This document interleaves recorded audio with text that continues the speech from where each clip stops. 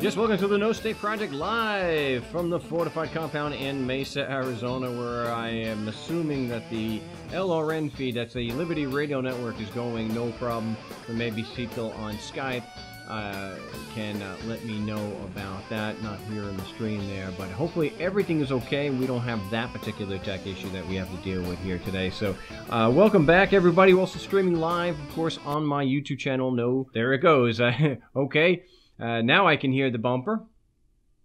Yes, been a while since we had a live broadcast here on LRN. A ton of tech issues, but we seem to be right on track again, and we're back in the saddle, so to speak.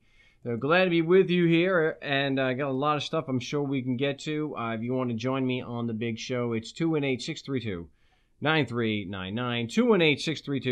218-632-9399. The passcode is, of course, 2020 with the pound sign, and it's not a toll-free call, unfortunately, but hey. You can also reach me on Skype, but don't call on Skype. Instant message me first, and then we can get you up on the big show during a break. But that is Frank Rizzo 3. Frank Rizzo with that there number 3, and we'll get you on the show. You want to talk about anarchy, government abuse, getting to a voluntary society, or defending yourself in court, give us a call here, and we'll get you up on the big show. We had expecting some calls, because we've got to finish some of the calls from the it's supposed to be the Wednesday broadcast, but we did it on Thursday because, of course, the tech issue.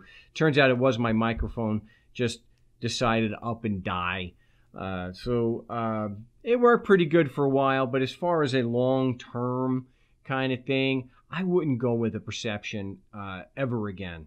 If I'm going to have microphones die after just a few years, I could just go with the this one that was only $30 on Amazon and seems to get the job done. So at least that's my recommendation. I wouldn't go for the perception line of microphones. I've burned through 2 of them, and boy, when they go, it's not fun. Okay, they got video. Except, this is actually responding to one of Tom's statements. You really get wrong some of the things that I say here on the show there, tough guy. I wasn't trying to limit anybody. I was just asking questions and pointing certain things out, but and that I'm not for gun control. So anyway, as far as the government shutdown, I think it's becoming increasingly obvious the reason why Captain Bonespur is doing that, and that is to get attention away and maybe starve the investigation against him into, with his connections to Russia, which go back decades, just like Manafort. It goes back decades.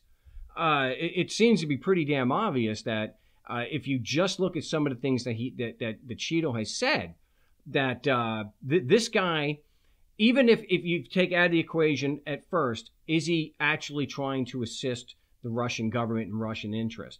If you just look at what he's doing, he attacks all of Russia's, and attacks NATO, and I got my own issues with that. But he just, for example, he admits to wanting to do a Trump Tower Moscow. He admits this, says it's common knowledge, everybody knew about it. There's a particular bank, I can't pronounce the Russian names, and a particular Russian oligarch who's connected with this bank that was going to fund Trump Tower Moscow. That bank is actually under sanctions that the Trump administration just announced they wanted to lift, and I don't know if they've lifted them or not.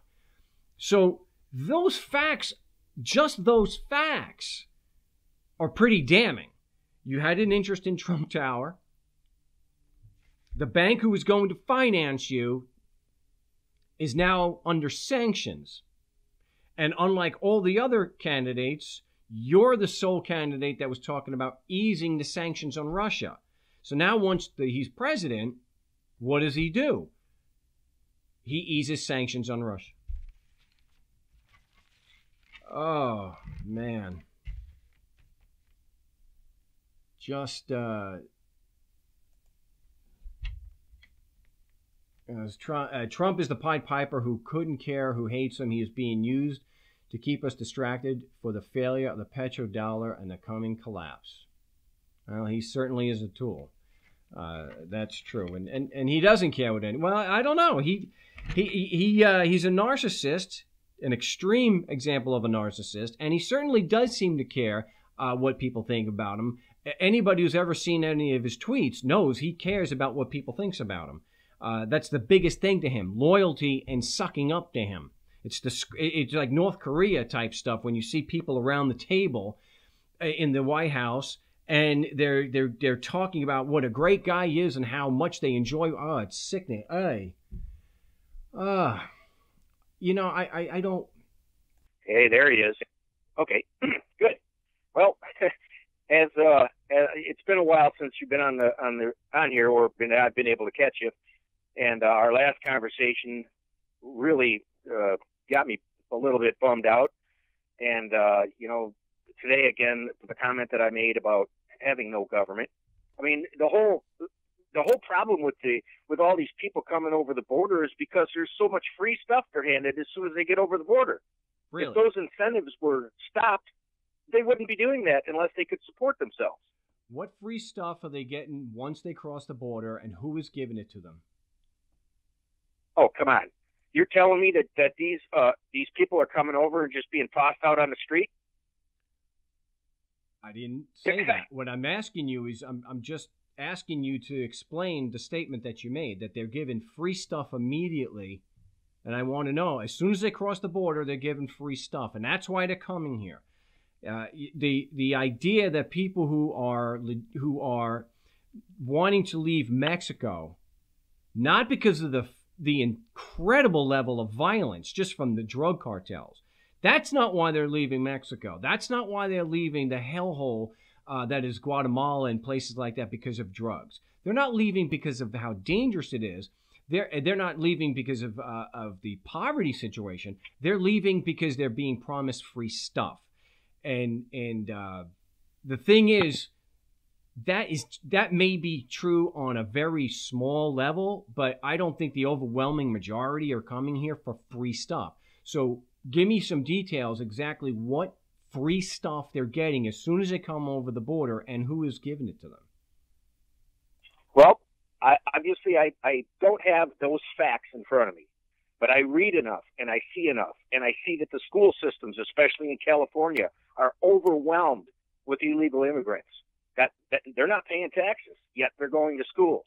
They're not paying taxes. Wait. That is not true. There have been many studies that illegal immigrants are a net positive on the economies, because while they do pay taxes, the majority of them do, they don't get the same benefits that somebody who is not illegal gets. So study after study after study has shown they're a net gain on the economy. So that fact is that's not true.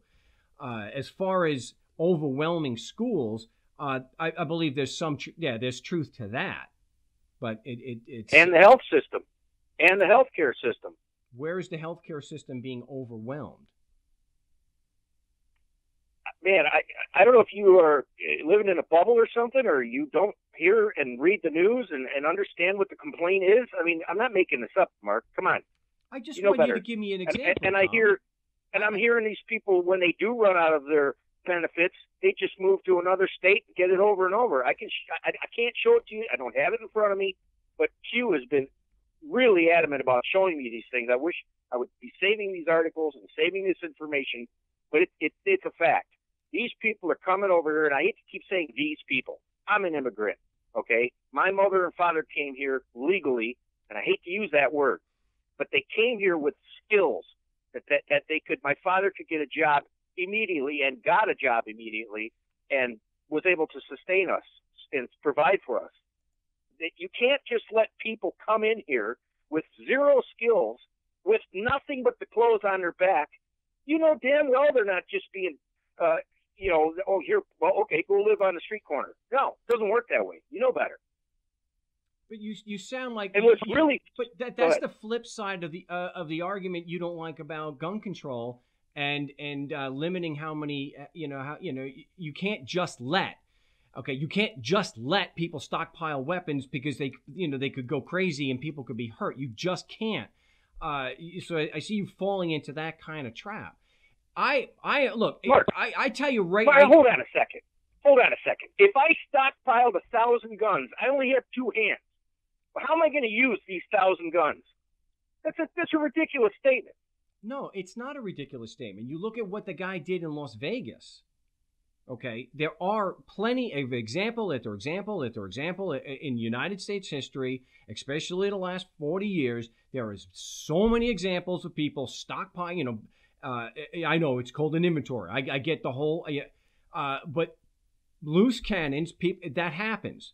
But it's not all gun owners, just like it's not all immigrants. You're painting with such a broad brush. It's like, I want to condemn all those people because of a few. And I would not, expect that you would, or anyone would accept the same thing when it comes to guns. Look, we've got to stop these people. But Mark, it's only a few of the gun owners doing it. No, those people. I'm just pointing out that you're painting with a very broad brush and generalizing. Well, I agree. Painting with a broad brush is not right. But most of those people coming here illegally, I do not have any skills. How do you know they that? Don't. How do you know that the vast majority of the people that are coming into this country, legally or illegally, have no skills? And why is that necessary that they be skilled?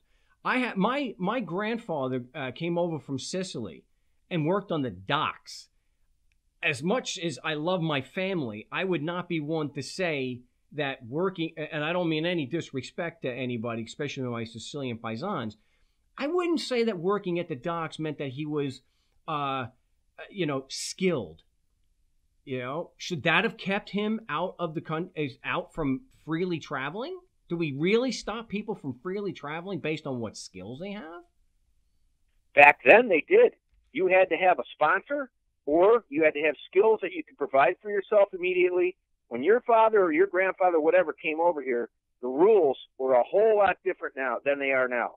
And the only reason these people are allowed to flood in is because the Democrat socialists want their votes. That's it. Oh, come on. But these people have been screaming about border control and the flood and the invasion for years. And for 2 solid years, they had control of both houses. And not one single bill did they put in front of the Captain Bonespur to sign to correct the immigration laws that he has been screaming from the mountaintop for years are a joke. So tell me, if they had control of the House and Senate and the presidency for 2 solid years, why didn't they change the immigration laws if they're so bad? Well, I agree with you. I mean, every time, the Democrats get full control or the Republicans get full control, we just keep getting worse and worse and worse and less so-called rights. But Tom, you were blaming the Democrats. If the Republicans really were for border security and whatnot, why didn't they pass immigration laws to correct the joke and to stop the world from laughing at us? Because all the world's they laugh at us. Why didn't they change the laws in 2 solid years so that the world would stop laughing? This is not where look, I'm not a fan of Republicans or Democrats, but you can't argue it's the Democrats because the Democrats had nothing to do with it for 2 straight years. They didn't need a single Democratic vote for 2 years, not a single vote. So I disagree. That. I mean, that's one of Trump's arguments. He has to have at least 10 Democrats to get these things through. And again, like you said, I'm not a Democrat nor a Republican. I don't believe in any of this. It's all a distraction to keep us from really looking at what's going on. That the banksters are screwing us over and over and over. And this puppet show that we watch called politics is a joke.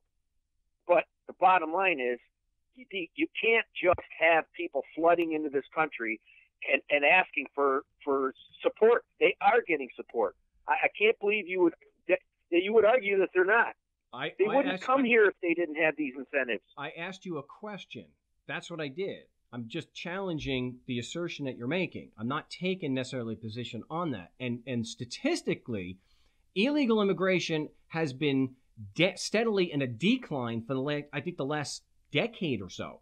So the idea that they're flooding in, that's something that the racists were saying about the Irish, and how the Irish are flooding in and they're going to destroy the American way of... There were propaganda posters with this, by the way, that the Irish refused to assimilate. And before the Irish, it was the Chinese. And then after the Irish, it was the Sicilians, the filthy Sicilians. It's this... Tom, you're repeating the exact same argument that has been put out by bureaucrats to get support, like the Democrats for the last 150 years. There were actually laws passed in California against the Chinese. Many years ago, maybe. But what I'm saying is you're putting forth the same type of argument, and you're using the same kind of buzzwords. They're flooding in when the statistics show that there's less coming in every single year. So I guess we could sit here and hash out what the hell you mean by flood, because or an invasion. It's just like what Fox News was doing before the election when they're talking about the invasion of the caravan, and then right after the election they stopped talking about it. But these are buzzwords that are used to just paint people in a bad light, and you already agreed that you're generalizing. And that's where the problem. That's where a big problem is. Okay, so am I to assume then that you're? And again, I don't think there should be borders anywhere. I think I should be able to travel anywhere on this planet. But the situation is what it is right now. We have a government. We have governments in every one of these so-called countries. Are you for strict, just open borders and let anyone come in that wants to? I am. I believe that that there should be certain things to keep from bringing. There should be something in place. There should still be ports of entry and whatnot. I think that there needs to be inspections. Not that there needs to be a government, because, like I mentioned on the show before, just bringing in certain types of fruit into an area could bring in certain insects or fungus or whatnot that could decimate local ecologies. So there has to be some safeguards. Certain things don't belong in certain places. Just like the thing what they did in Australia with those toads. And also like there's diseases. Sickness and diseases. Yes, I know. I can see the documents. Some of my own familia who had to be quarantined in Ellis Island because they came over and they had certain types of illnesses. And then once the illness had passed, then they were allowed to freely travel. Right, and that's what I'm talking about. Back then, there were rules to it, and again, I hate to even use the word rules. All right, but you can't just have people come in that have diseases that I don't know, Mark. It just seems like a no. But let me ask you this: why do you think? And I know you said that these places they come from, they got gangs, they got really corrupt governments, even worse than what we have, and that's their incentive. You're claiming that they're coming here. That's what you're saying, right? That's a big incentive. That's one of the incentives. Yes, you have a chance for a better life living in this part of North America or Canada than you do living in South America, Central America, or Mexico. I don't think there's any arguing that fact. Okay, and I agree with that. I agree with all of that. But I mean, if we just opened up the borders and let and again, if they weren't getting free stuff, and you're claiming they don't, whatever. I don't have the facts and proof in front of me. It's a given. These people come in here, they get welfare, they get free schooling that we're paying for. They get medical attention. They're overwhelming our systems. It's a fact, and that is the problem. That is the problem. We don't need a wall. I totally agree. We don't need a wall, but we need to de-incentivize with giving out everything away and robbing you and I more and more and more of our taxes. Gee, I'd like to keep some of my own money, Yeah, but Tom, are you telling me that the illegal aliens, illegal immigrants, you're telling me they don't buy stuff and they don't pay for gas and stuff like that? That they don't work and pay for gas? I mean, Listen, the studies have already shown they that do. they're a net benefit. They do, but wait, let me they finish. do. But when they get okay, go ahead. Let me finish. Studies have shown that they are a net benefit to the economy because they're working and paying taxes. Now, if they're working and paying taxes, how are their kids getting a free schooling at that point? They're paying taxes, and they're not entitled and not able to get all the Social Security benefits that somebody who's not illegal. They are not entitled to the benefits that an American citizen would get. That's just not true. They're not handed automatically. An illegal alien is confident enough to walk down and fill out a form to get welfare?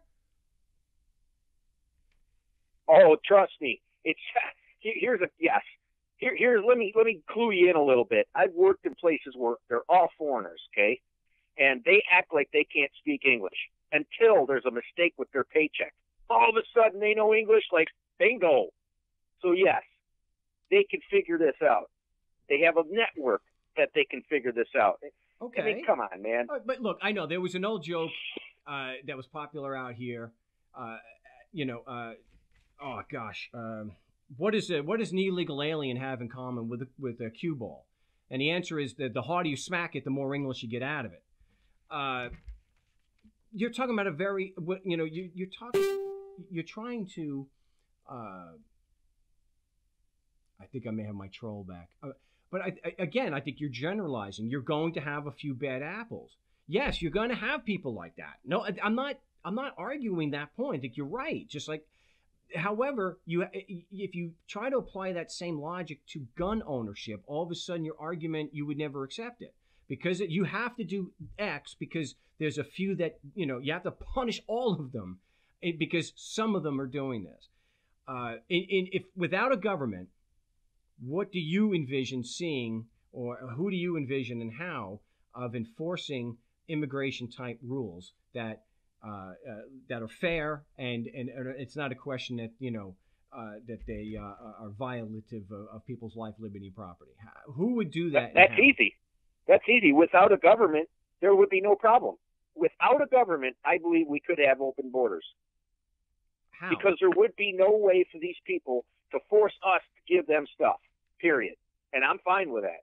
You want to come over here and you want to try to make your way, come on over and compete with me in the job that I'm looking for, whatever. If you do it better than I do and you'll do it cheaper, then more power to you, brother. You take the job. You take my job. So do you think no it's okay? handouts. Do you think it would be okay for them to flood a particular area and not only drive wages down, but drive your rent up at the same time? You're okay with that? Well, again, I don't believe that they could drive my wages down because I have skills that took a long time to learn that they don't have. That's the difference. Listen, buddy, that's what makes me, I'm going to be 58 years old tomorrow. And the one reason that I'm able to continuously move around, quit jobs at willy-nilly whenever I want to, and get another job the minute I want to, is because I have skills that I've constantly, throughout my entire life, trained myself. Constantly. I spend my free time on YouTube learning this software right now that I know that I'm going to need to use. It's that simple.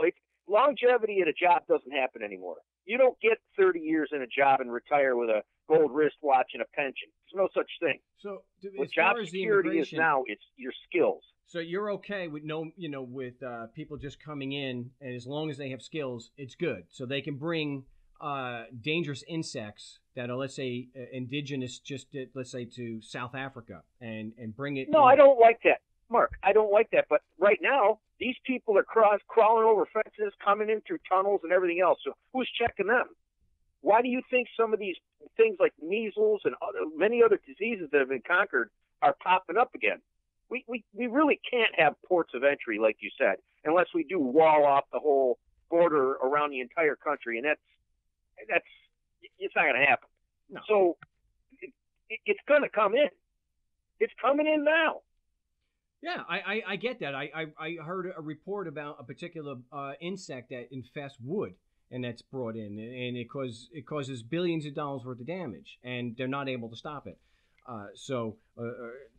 I get that, But I think the you know, trying to generalize and you know, and make it always the immigrants' fault. Yeah, I wouldn't. You know, I think that's just wrong. I think it's bad arguing, and it just it's tough to argue that way and not come off as a flaming racist. Well, you know, one of the guys in the YouTube channel just made a comment, real jingy. He says, caller is fake. That's me. This guy is too advanced. He doesn't even need jobs. What does he worry about Mexicans taking his job? I'm not worried about Mexicans taking my job. I just explained that to you, knucklehead. I have skills that these guys don't have. I guarantee these people coming over this border cannot do the things that I'm doing and getting paid what I get paid. So I don't care about that. You're making a judgment. Dude, you're making a judgment on thousands of people that you don't even know. And you're going to sit here and try to dictate that just because they're coming from Mexico or South America, or they're coming illegally from Europe, that they don't have skills that match or exceed your own.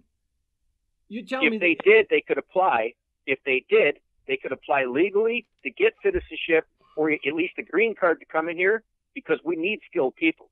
They ain't there, brother. They're not here. Let me tell you something. Even here in Michigan, in Detroit, the kids that are going to school, they don't even bother they don't want to learn this stuff.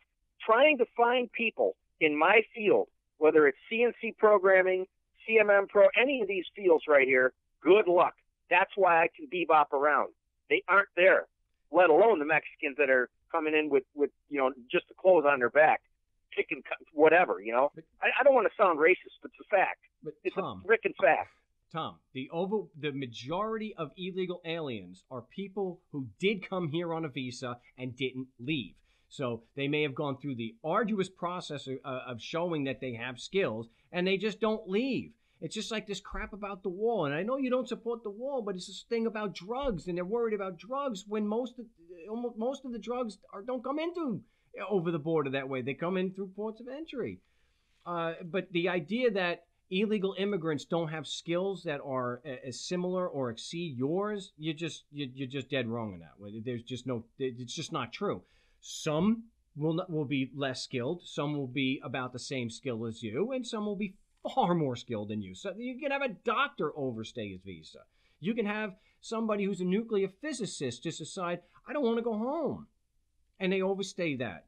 And the process of becoming a citizen and the process of going through immigration, the system is incredibly backlogged. It takes years and years and years and years. And of course, that's a problem that you and I both agree with, because it's bureaucracy. And they don't have no incentive to actually do a good job. But yeah, well, you know, I guess I've had my say. I just, again, I do not believe that those people would be coming over the border like they do if there were no incentives. They would stay home. I understand. Listen, it's corrupt everywhere. I mean, I just posted a video earlier in several places. It's over 5 million views of just a guy. It's a group of people that are, you know, cop watching, whatever you want to call it, just walking into a police department and asking for a complaint form. Yeah. And then they go, these cops, you know, give them hell. And I mean, we're not living in a free country either, brother, and you know it. I get that. It's just as corrupt. But you can't generalize. It's wrong to generalize and say that they're coming here for free stuff. Okay, that's a Republican talking point, and it's bull. It's just because the Republicans can't decide: are they coming here for free stuff and just lounge around, or are they coming to steal American jobs? Which one is it? Some of them are coming for free stuff. I get that. I'm in agree, but I don't think that represents the majority of the people that are coming here, and I don't think the statistics and bear that out either. The incentive is not free stuff for the majority of them coming over here. The incentive is because it's a better life. My family came over here just like most people probably, or all of them did, because you have a chance for a better life. As bad as it can be here in the United States, it's still a whole hell of a lot better than anywhere south of the border.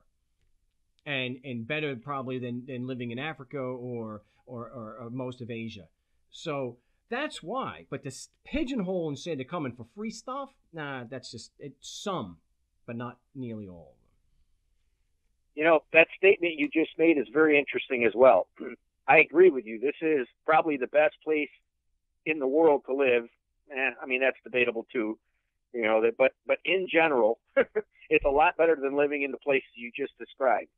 And yet, it is possible even with government. And, you know, I've asked you, and you don't have the answers, and many, you know, we don't want a government, but how does this work without one? You can't just turn it off. It'd be complete chaos. Yeah. Absolutely. Well, I actually am glad that you called, because now I got a full boat of calls. Perfect. Take them on, brother. Hey, I appreciate, good talking to you. Appreciate the call. You got my blood boiling, brother. Good. That's what I do. Have a good one. That's what I do. I spoke to. I actually got a tax hearing coming up on Tuesday. I think it's the morning of the 15th. So, a tax agent. I actually had another tax agent that got upset with me and saying, if you're going to nitpick every word I say, because I was quoting back what she had said, and she said she had made this was it. She said that she had made a logical point to me, and I had read back, but you said, I don't know, and I imagine. Do you think that qualifies as logical and reasonable or rational? And, well, if you're going to nitpick every word I say, I'm like, no, it's not what I did. I know she's tried to call the show before, but we have someone from Southern California. Area code 909, you're live on the big show. What's your name? Where are you calling from? My name's Kristen. I'm calling from Ontario, California. Ontario. Yeah, I'm very familiar. I go to the airport there a lot. Okay. My question is can a police officer get on the stand and lie while under oath and testify to actually get up on the stand, lie under oath, and then admit that he lied under oath and no consequences or anything? Yeah, they do it every day. Other than admitting that they lied, they lie on the stand. They have a phrase that lawyers have called testifying. That it's common. It is so common that cops lie that defense attorneys expect it and prepare for it. Right. So cops lie on the stand every day. Cops are allowed to lie to get an arrest and to get a confession. So lying is very much a part of the job of a police officer. How you walk me through? When did in this process did the cop admit to lying? While in the preliminary hearing, while he was on the stand. And in the cross-examination during the preliminary hearing, at that point we had a lawyer, and so while the lawyer was asking him questions regarding the technical term of AR-15 magazine, the police officer put his hands up and said, "You know what? Actually, I didn't see any of this. I'm just going based off of what my colleague and my sergeant had told me." So after while he was on the stand, said that he testified to seeing this and to seeing that, and then turned around and admitted that he actually didn't see that was just what his colleague and sergeant told him. Okay. Now, did you call him on that and get him? But you said he admitted to lying. Yeah, he admitted that what he had just testified to. He turned right around and said that that he didn't actually see any of it. But now in the transcript, in our transcripts, however, the court reporter failed to put that into the transcript. So in the actual transcripts, there's only the part where he says, "That's what was told to me by my sergeant and colleague." And when I had inquired about the transcripts, they actually asked me if I wanted. I told them I want the unedited copy of the transcripts, and they sent me to a jury room. So I went there, and then they told me to contact the court reporter, and I would be able to get an unedited copy of transcripts. But I did let them know that I wasn't talking about grammar or punctuation. That there was facts that were stated in the preliminary hearing that were not in our court transcripts. So the police officer admitted to not having personal knowledge of the matters he just testified to. Yes, he did. Were you doing the cross-examination? No, at that point, we had a lawyer at that time. So, and right after the preliminary hearing is when he went ahead and relieved himself from the case. But during the preliminary hearing, go ahead. So the police officer admits he did not have personal knowledge. Did the lawyer jump on him about that and have him explain that and why he testified as if he did? No, he did not. So one of the questions I would have asked, did your attorney know, or did you tell your attorney, just like you testified now, did you tell him that you knew these things with personal knowledge? Did you tell him that before testifying? And at least that's one of the first things that comes to my mind. There are other questions that would be pertinent here. I would have asked him point blank. So you just testified as if you had personal knowledge, didn't you? Wow. And the lawyer let him get away with that, and then he quits after the prelim. Yes. And so since then, they assigned us a public pretender or public defender. And I wish I would have came across your show and found out about you about a year ago when all this started.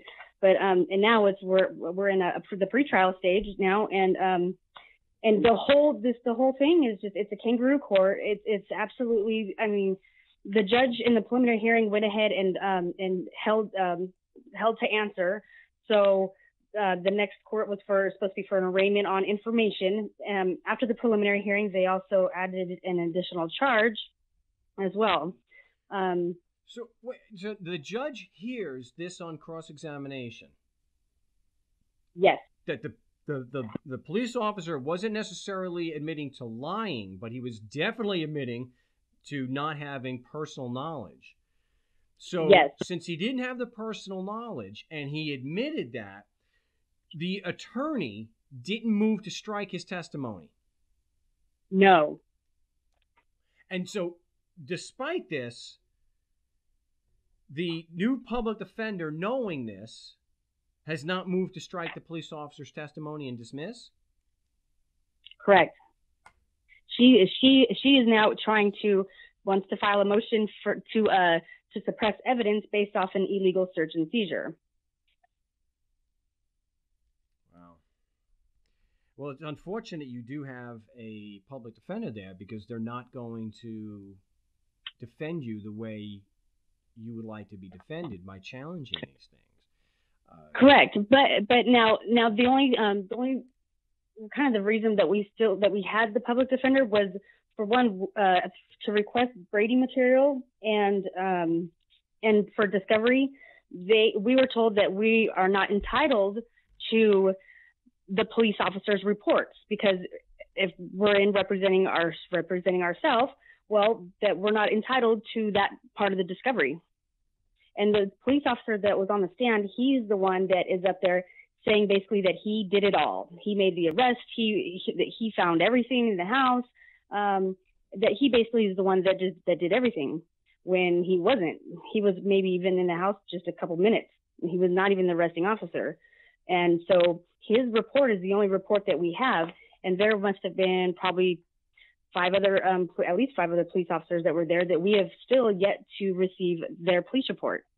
So we were told that if we represent ourselves, that we were not entitled to that information. So who told you that? I know. Who told you that? The court. What, by court, you mean the judge?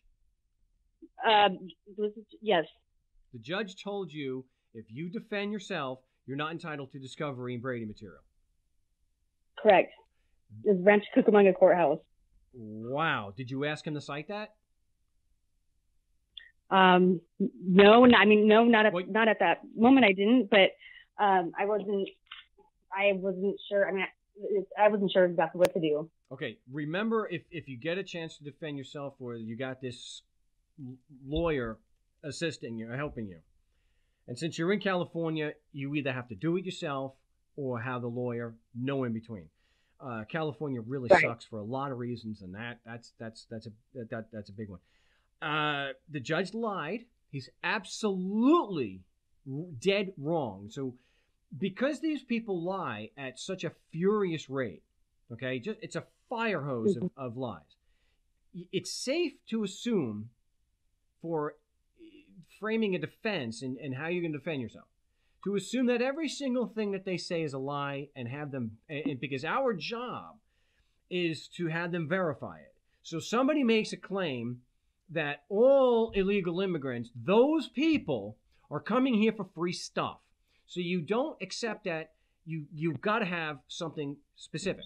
So that's why you ask them, what specific free stuff and who's giving it to them? So here, right, knowing that this judge is probably lying because you're assuming this, ask him to cite that. Say, objection. What legal citation do you have that proves that if I'm defending myself, I'm not entitled to discovering Brady material?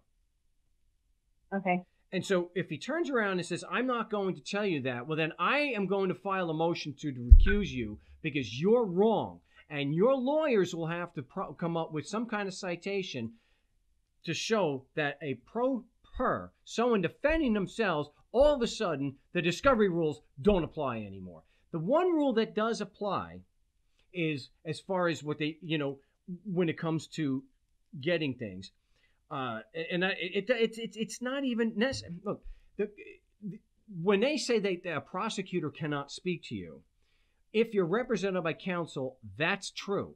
He can only speak to you directly and communicate with you directly with your attorney's permission. Otherwise, you could be disbarred. But here, the judge is flat out lying to you. And I know it may be a shock to some people. I get it. Judges lie, and they lie all the time. And this is a big one. Do you know? Do you know the judge's name? Can you? I don't. I actually, we've, in this whole year that we've been going to court, we've had 17 court dates within the year. We've been in front of 7 different judges, and it's just nobody wants the case. I don't know what it is, but it's ridiculous, and we're tired of it. And they just get up there, they lie through their teeth.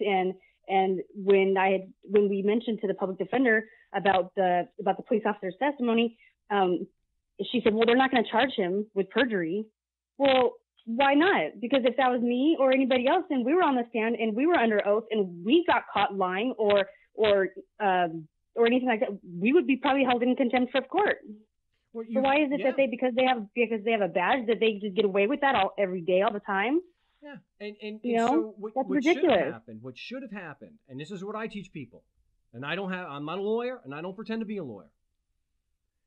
When they called that police officer to testify at the prelim, you should object on the grounds that the prosecution has presented no proof that they have personal knowledge, and they're going to fight you. They will. They'll fight you, and they'll say the proof will be brought out in his testimony. Now, let's say that happened, and you get him on cross-examination, and he comes out, and he admits that he doesn't have personal knowledge, that's what it means when he says that he was told by his accomplices. Now you've got that's a Brady violation. The prosecution is required to do an investigation and know that the witnesses, this is going for anyone, whether you call the witness or the prosecution does. You have to know that before you put their names on the witness list, before you plan to bring them, you have to know that they're competent and credible witnesses. And competency hinges on 4 elements, and one of them is personal knowledge. It's the only one. Right. That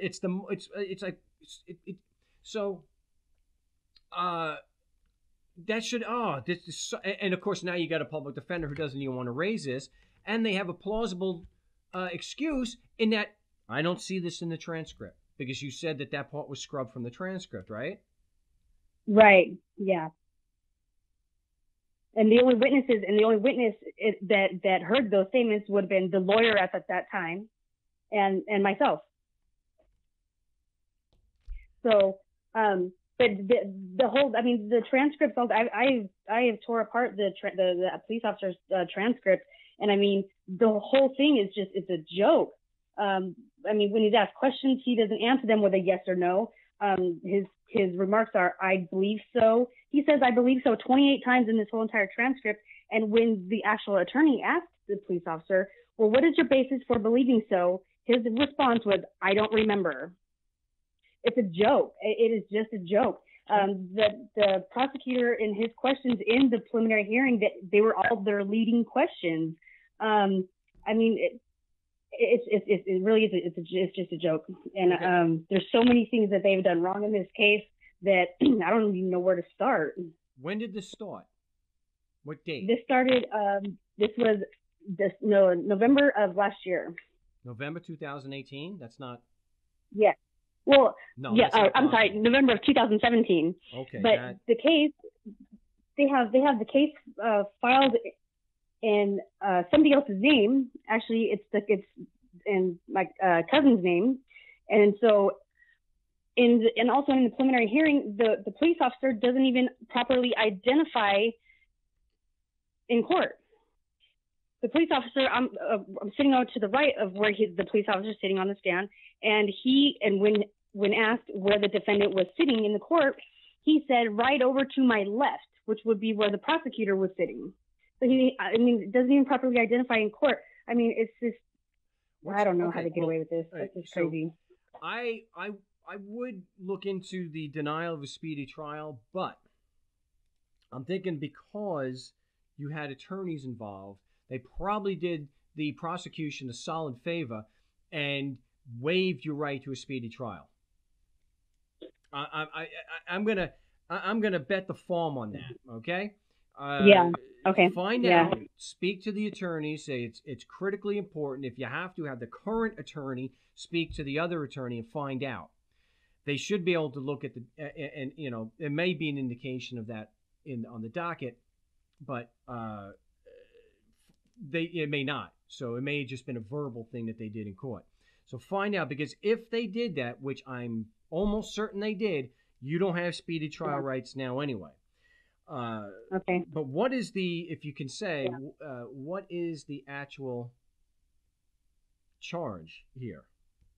It's obviously a felony. There's several felonies. It's felony possession of a firearm, possession of a controlled substance for sale, possession of firearm while in possession of a controlled substance, and I think there's one more. Oh, and then an enhancement, because there is a prior charge for that was 20 years ago for a firearm. But the reason the cops came there in the first place was for a probation check. But the person that was there on probation when the police officers arrived, that person was sitting right there on the couch, and the person on probation was taken into custody, arrested, and taken out, and within the 10 minutes that they were there. And when they were asked what else, I mean, why are they basically still here? They said that they have other business to conduct. I wish I had more to offer, but this is you're looking at significant time here, and I don't know if if you want to see California is really bad this way, because everywhere else, even federal court, you can have standby counsel, and the Bar Association won out big time in California. They must have been the ones that pushed for this. Either you have a lawyer or you do it yourself. None of this hybrid they call it hybrid representation instead of like what the actual Constitution says, which is to defend yourself with assistance of counsel. So if we were to represent ourselves, well, do they appoint somebody to assist you? No. Well, if you defend yourself in California, you cannot have assistance. They call it hybrid representation. They do not allow it. Okay? And you have to have what's called a Feretta hearing just so that they will let you defend yourself. So you're in a real bind here, because with felony charges, they may not, look, chances are they're not even going to let you do it. But even if they did, how many times have you defended yourself in court before? Never. Do you want to cut your teeth on felonies? Well, what I want to do is I want the police officer and their little crew and little department. I really want to make them feel the burn. I don't. I really wanted them to feel. I mean, because over the last year, we lost everything over this case, everything. And it's just I really want to make sure that they feel that, you know, and just embarrass the shit out of them. Really is what I want to do. And however I have to go about doing that, because I'm not taking a deal and I'm not taking any kind of a plea bargain. So. But you're not going to get defended. You're obviously not going to get defended properly with these public defenders. With that, they're just from what you told me, there's enough information there that they should have been filing paperwork to get this thing tossed out. There's prosecutorial misconduct. The prosecutor put that witness on the stand knowing or was reckless in not knowing. He didn't have personal knowledge. He had no business putting, and the prior attorney should have objected to the witness being on the stand in the first place, because 702 of the evidence code is very clear. There has to be proof first that they have personal knowledge. Here it comes out on cross, and the lawyers don't do anything. The second, so I don't know if this is viable, but you can get in touch with Marc Victor. He does. I would be surprised if he was not licensed also in California, but he is out of Mesa, Arizona. Marc is a damn good attorney because it's a felony. You don't want to, if you're going to go out and try, get it dismissed, get out of jeopardy, then you can seek damages against the county's insurance. I guess is that Riverside? That's San Bernardino. Oh, still Ontario is still San Bernardino. Holy crap!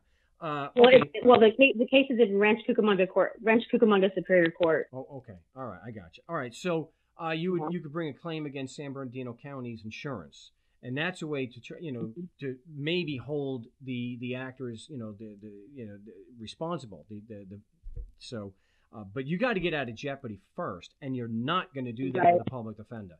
So see if Marc can't, maybe he is able to recommend you to somebody in California that would challenge jurisdiction, would bring up the issue of prosecutorial misconduct, that the witness clearly didn't have and admittedly did not have personal knowledge and should never have been on the stand, and his testimony is what they based the determination of probable cause on. Yep. All right.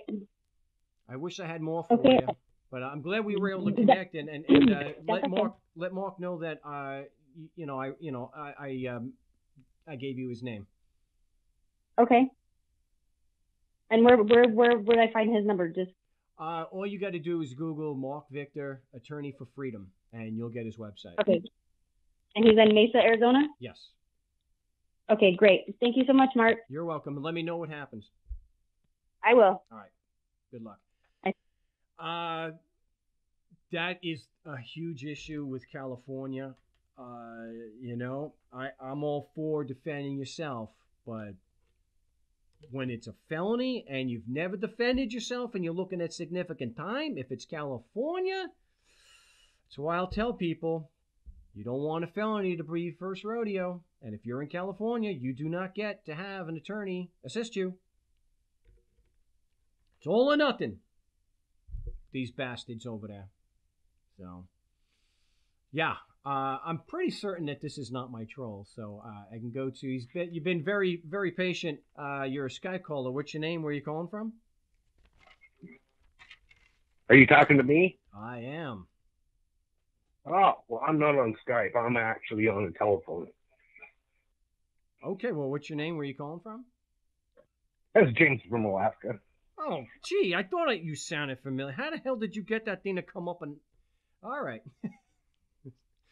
Good to talk with you again. Man.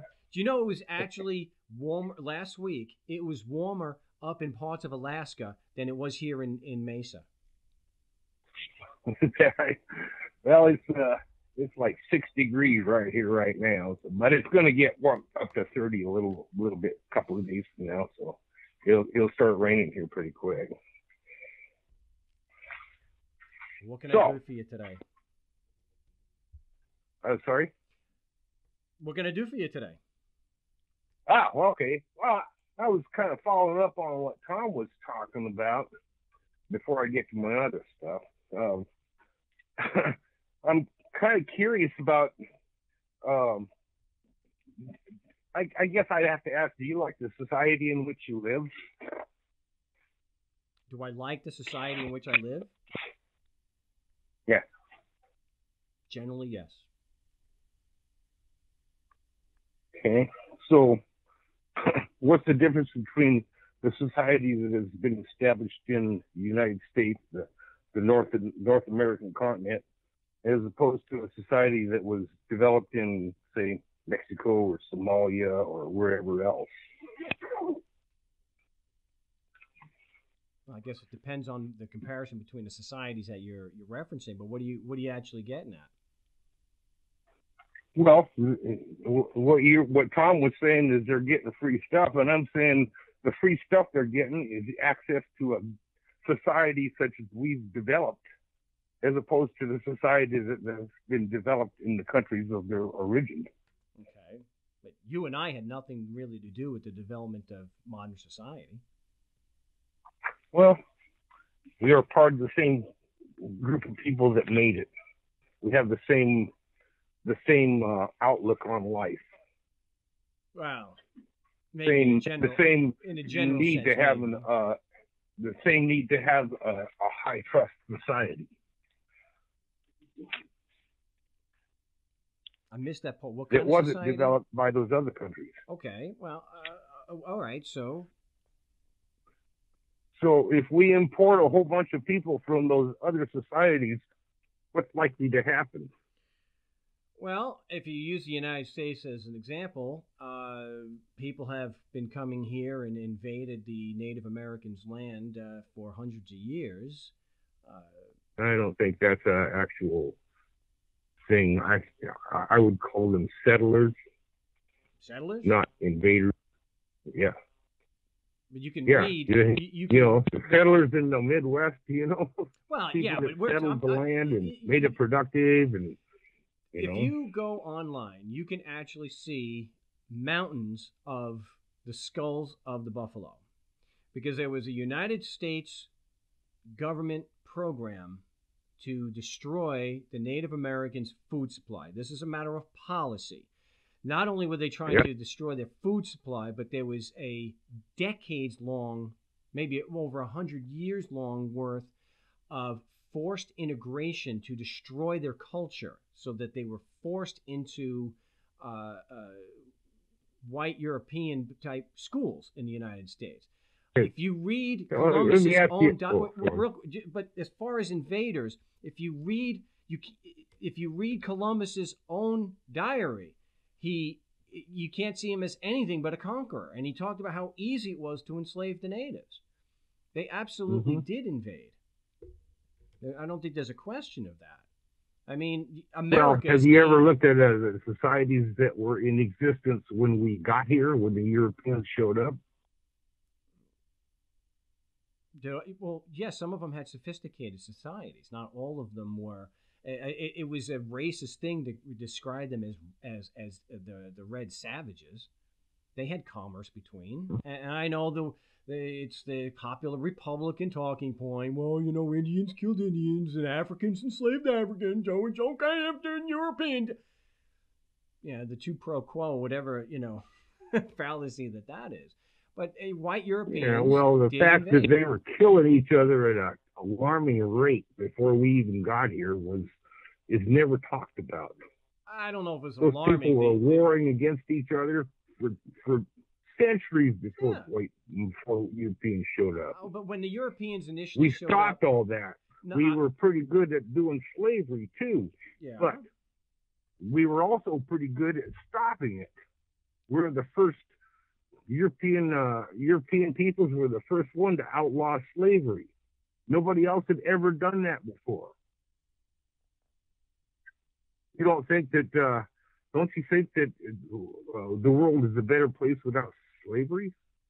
Well, I wish slavery didn't exist. It still exists very much today. But yes, you may. I don't know if you're accurate with that, but I will say from my own recollection, the Somerset case from 1770 in the High Court in England is the earliest known that for me, and I could be wrong. Yeah, they said a black guy freed freedom from slavery because they didn't have any evidence that he did anything to deserve it, right? I don't remember all the details. It's been so long since I've read it, but what I do remember is that in 1770 it outlawed slavery on English soil. That's Good. What one of the outcomes of the case was.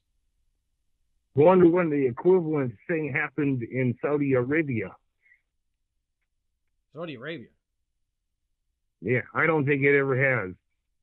Or Somalia. I mean, when you think of all the slaves that were brought over from Africa during the Triangle Trade, I think they called it, those people were slaves when they were over there. They just transferred ownership, if you will. Well, no, I don't think anyone is ever claimed that white Europeans invented slavery. They just perfected it. They just, Well, yeah, then they ended it, supposedly. Wow. They attempted to end it. Look, there's good and bad with cultures. And if you watch... I think that European culture is a lot more good than it is bad, myself. If you watch... I like my iPhone. I like my internet. I like my automobiles. I like my road system. Well, that's because you have brown people, who are working at slave wages to produce that. Yeah.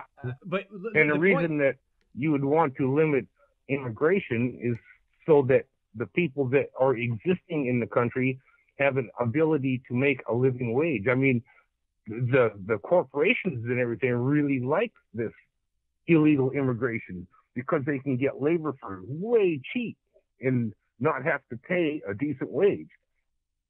Well, that's a white European ideal of capitalism. It's not something that's being exported from China. But I would urge everybody. Sorry. Real quick, because this is something very important that you can lay squarely on the shoulders of white Europeans. If you watch James Burke's, I love that guy. If you watch James Burke's shows Connections, which somebody had it all on YouTube. It was fantastic. This is a fantastic show. And the question does come about, and I think it's answered by the show. Why did Eastern Europeans have such technology? Because they were the most bloodthirsty people on the planet with their colonization, and they were constantly coming up with more inventive and better, more efficient ways to kill people. And so Europe has one of the bloodiest histories of any continent. The only one that even comes close is Asia. But Europe and the fighting that has gone on between white Europeans is legendary. And it goes all stripes. It doesn't matter if they were poor. It doesn't matter if they were super wealthy. Some of the super wealthy were the most violent ones. That's why it's bewildering that some people I guess it's the state of education. People don't think that France has existed for a couple thousand years. They don't realize France didn't exist 300 or so years ago.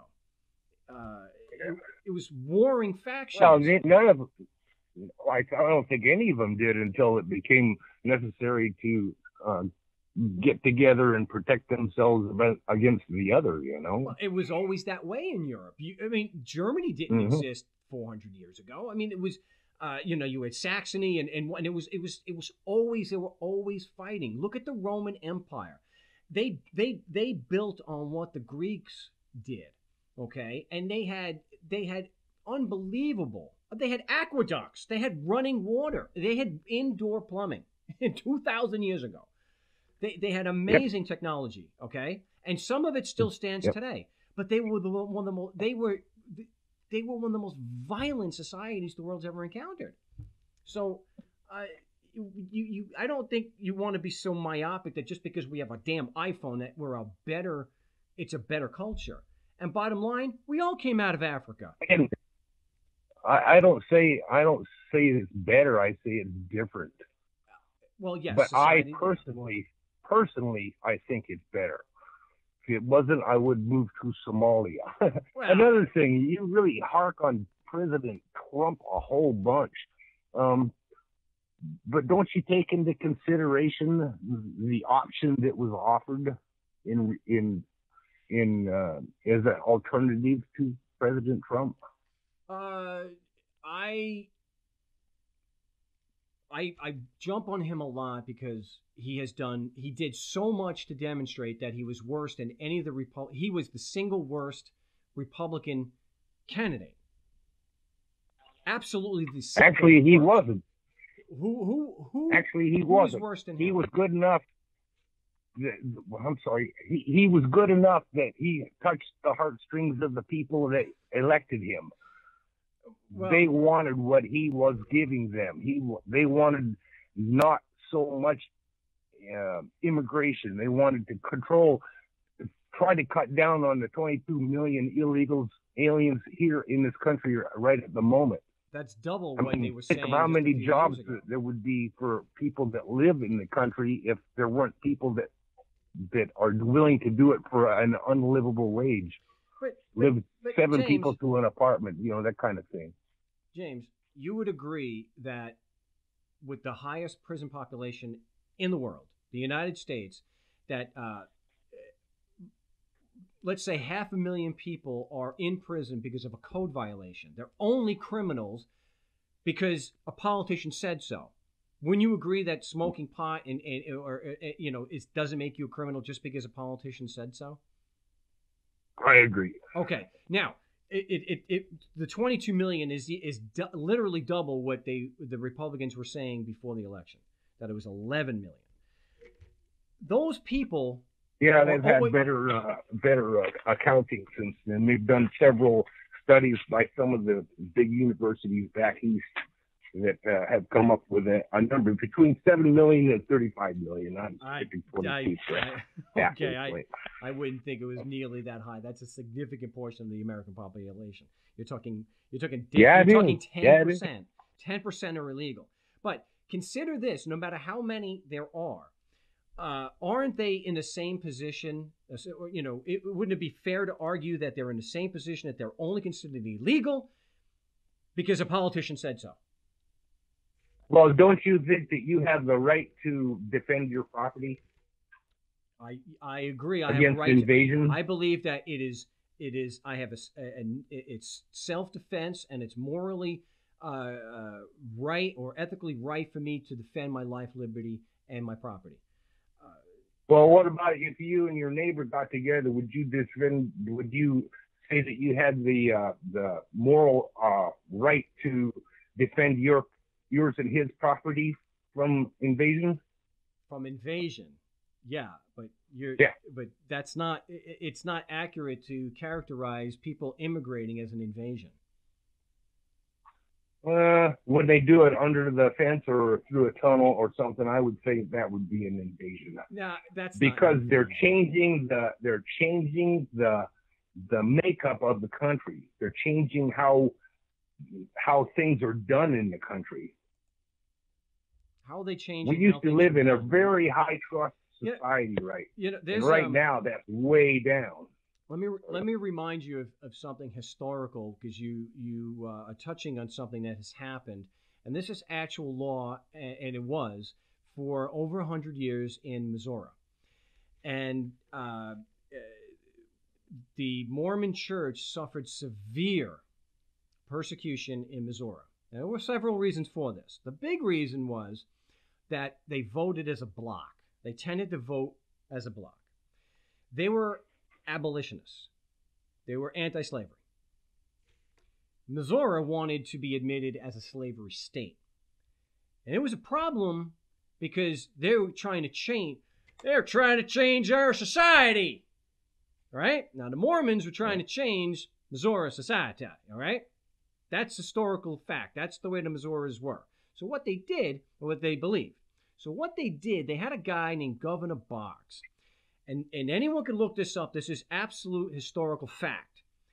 They issued B-O-G-G-S? B-O-G-G-S. Lilburn Boggs. And you can look up the Mormon extermination order.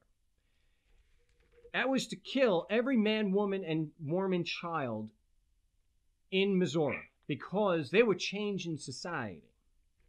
That was law until the 70s. It was so it was actually legal to kill a Mormon in Missouri because of the extermination order. And so when you talk about they're trying to change society, let me ask you this. how have Sicilians and Italians, because there was a wave of immigration, legal and illegal, from 1890 to 1924. How did Sicilians change society for the worse? I don't know that they did. How did the Irish? Now, you can go back, and I'll go back to the Irish. I'm Sicilian and Irish.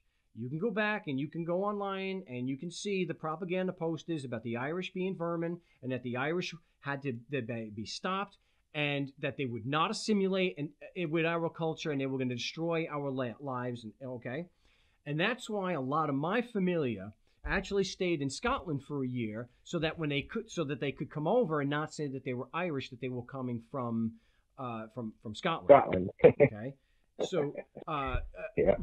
Oh, how did the Chinese, after they invaded the mid 1800s and built all the the railroads and whatnot, how did the Chinese change American society for the worse? Chinatown. But did they? I mean, honestly, did the Chinese fundamentally change part of American society? You bet. How so? You bet. Well, they brought their mores and their customs over here. They never assimilated. They always grouped into small conclaves of exclusively Chinese. They never assimilated. If they wanted to come over here and enjoy the promise of the great American dream, right? How are they going to do that if they don't assimilate into the society in which they've chosen to live? Well, how are they going to get all the benefits and everything out of the society if they don't partake in it? They do. A larger percentage of Chinese go to Harvard and they go to Ivy League schools. It's the whole meme about being smart and doing math. They may have their own neighborhoods, but they still live in society. Even if how did that take away from and diminish American the way of life and American culture?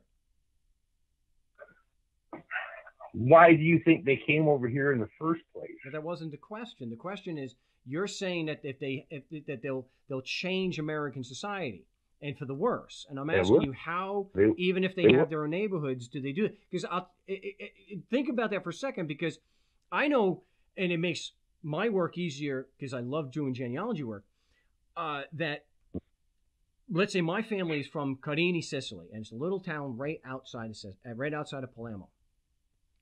And I know when I find a Sicilian name, let's say Menino, and they're in a certain section of Brooklyn, Bensonhurst, and they're on Hicks, or they're on Baltic, or they're on Pacific or Atlantic, I am 99% certain that those Sicilians came from Carini. Sorry about that, James. Yeah, Mark, you were completely cut out by your little troll that came through there. Yeah, it's easy to edit that stuff out, though. Let me just give me a second here. Actually, it's kind of good when you leave all that in, because then you don't lose the show notes. Okay. I think the show notes are a big part of this YouTube cast or whatever you want to call it. The question I had was, how did the Chinese, even if they have a Chinatown in a lot of major cities, how did that diminish at all American culture, American society? Well, it changed the people that were doing the railroad. It cut out a lot of people that would have made more money doing the railroad for a less or more of a wage, rather than what the Chinese did for almost nothing. They were treated like dirt. They were, I can't justify the treatment of the Chinese, but they let themselves in for it. So that is not the Chinese. I don't think that's the fault of the Chinese. I think that's the fault of the railroad barons taking advantage of immigrants. Not that the Chinese came here and their culture diminished American culture. That was the railroads that was doing that, for example. Okay. Well, you would agree that they changed it somewhat, correct? Would you? I don't think they're changing American society and American culture.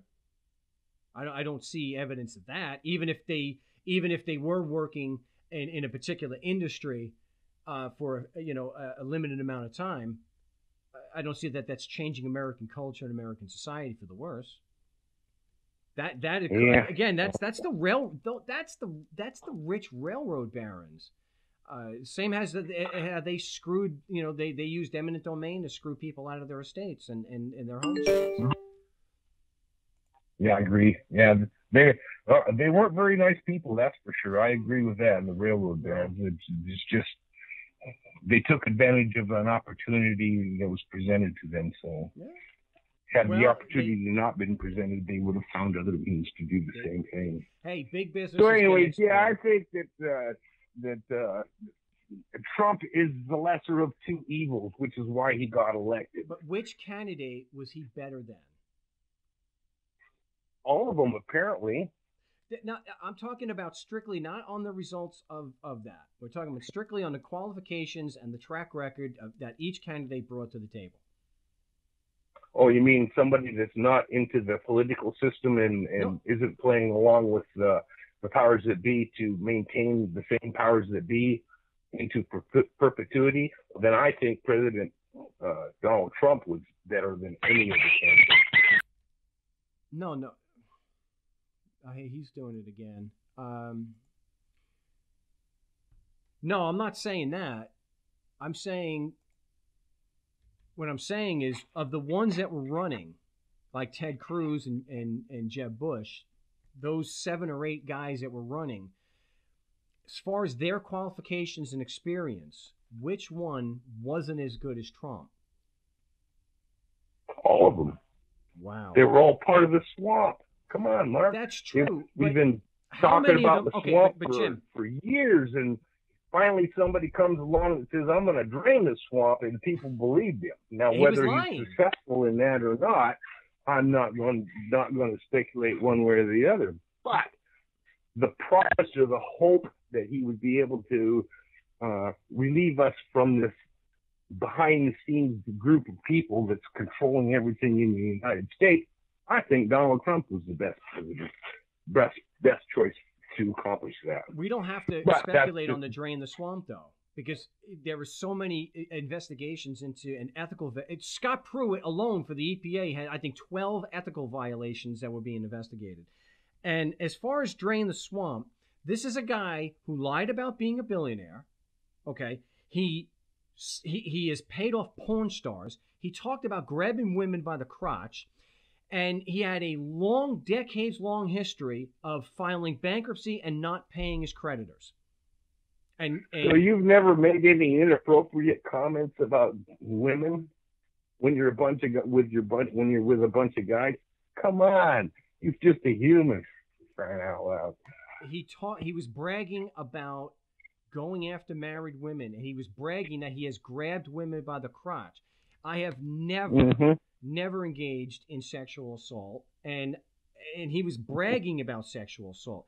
Not only that, he is a good friend of Jeffrey Epstein, just as Bill Clinton is. And Epstein is and that's kind of suspicious too, because they let Epstein off with some slap on the wrist things if he didn't have to divulge the other people that were running, that were involved in the whole thing. Yeah, that's kind of suspicious. But he's still got to be better than Hillary. I think if we had Hillary on, we'd be at war with Russia right now. We don't know. I can give you this. Yeah, I know.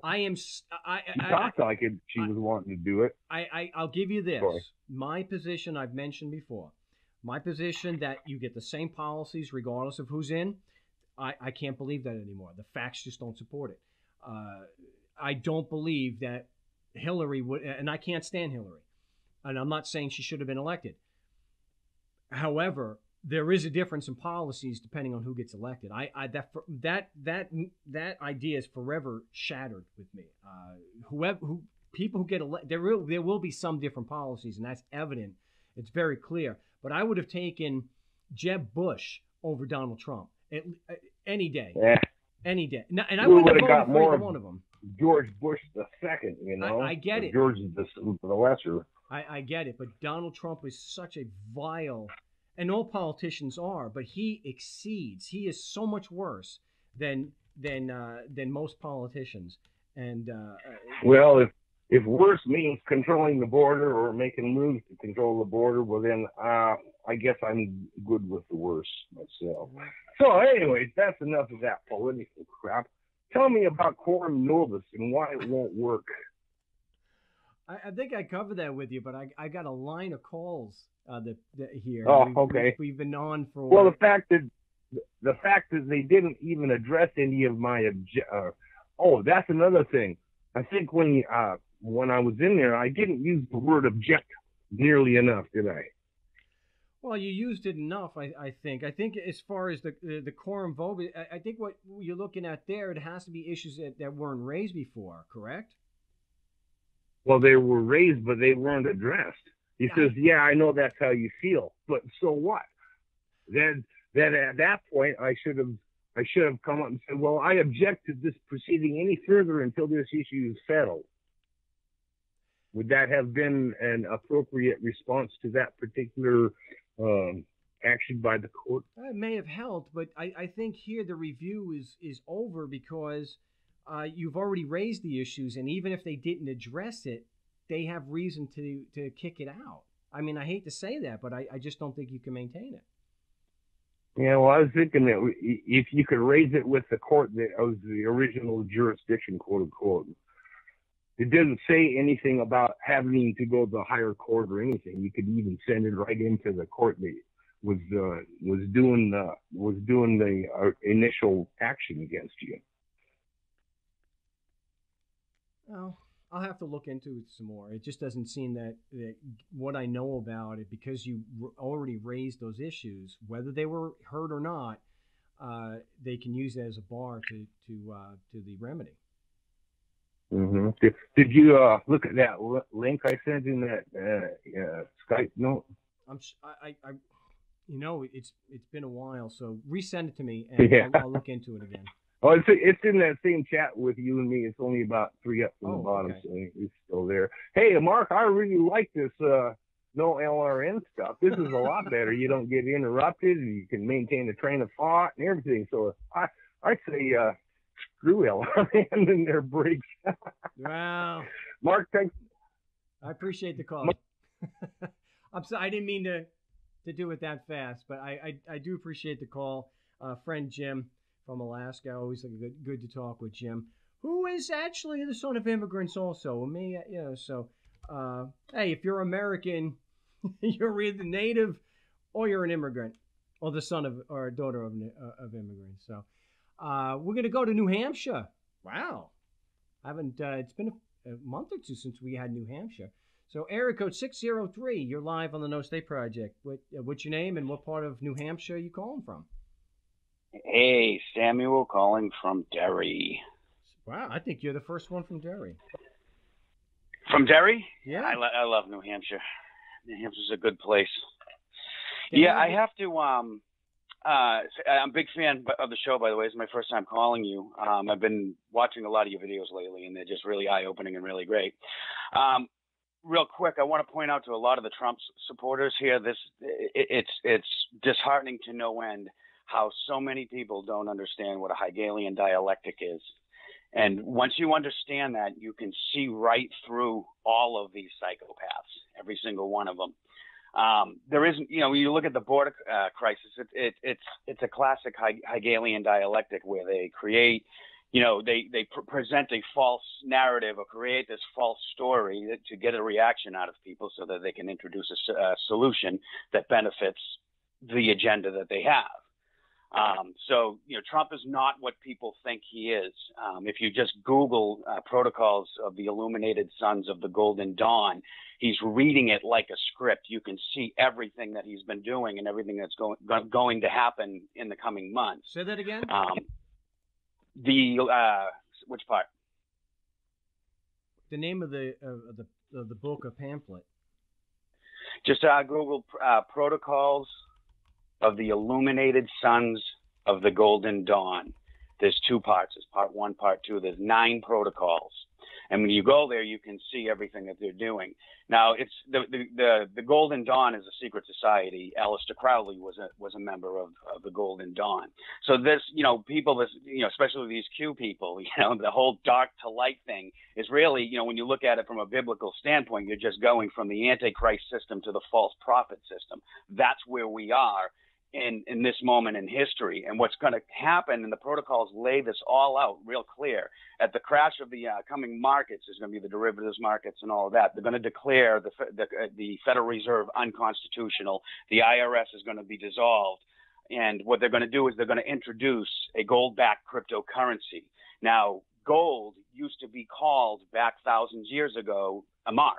So it was a weight of a metric of measure. So if you had 5 marks of gold, 10 marks of gold, or whatnot. So you get into the whole mark of the beast thing with that. But basically, there's going to be a U.S. mark, there's going to be a Chinese mark, there's going to be and he's already been traveling around making all these deals with these people. It sounds crazy. I see the expression on your face. Go look at the protocols. You'll see they were published last year, and everything he's done up till now is like he's reading it from a script. It's undeniable. So when you look at it, you look at everything they do. Whenever they tell you to be afraid, they're getting ready to sell you a bunch of bullshit. They have to create these crises. If you look at the what was it? James O'Keefe just released a video this week on from Project Veritas on the border. He went down to the border, not where there was a fence, and there was nothing. There's no people trying to get in here. There's nothing, just completely peaceful. And then obviously there was the Jim Acosta video where he was at the border and Twitter blew up and everybody, it's because the wall works. And it's like, well, there's videos of parts where there isn't any wall and there's no one trying to get in. Right. They're creating this crisis so that people will react. And then it's that's what the Hegelian dialectic is. It's been used for thousands of years. Well, that I agree with, but this whole thing about the Golden Dawn and whatnot, one of the Protocol 5 is the world will be united by the New World Order globalists, but not in the way the globalists have hoped. The nations of Earth will be united through our shared disgust and unanimous rejection of the globalist pedocracy. Eating children. Well, it's one of these things. Think about it this way. The ultimate Hegelian dialectic. It's kind of like a little thing I came up with. If I was the devil, I would allow the most heinous crimes to go on unfeathered, and I would even promote them, for decades and decades until it was time that I wanted to take over. Then I would flip it upside down and expose them. This way here, everybody. Hold on. How the hell? I could give the number out again there, tough guy, because you're calling on the same number, so.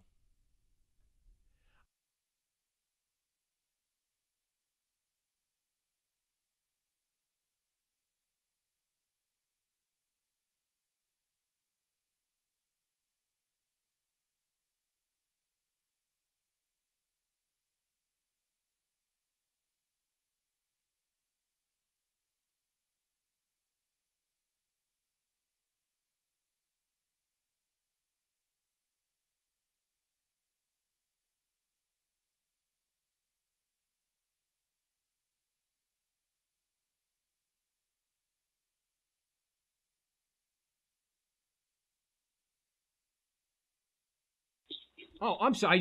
We didn't get any of that. I was trying to mute out the thing. But what I was saying was, at least I'll have a blank spot to edit out. Given Occam's razor, isn't it more likely that the simplest explanation is the most likely with the fewest assumptions? And wouldn't that be that he's just trying to shut down the investigations into him? Because even the FBI has said if the I think they said it yesterday in the New York Times, that if the shutdown continues, it'll be catastrophic and it'll affect national security. I could be a dog whistle, but just crying wolf. But isn't that the simplest explanation? There's so many investigations into his administration and into him personally that shutting down the government for a few months will take the pressure off.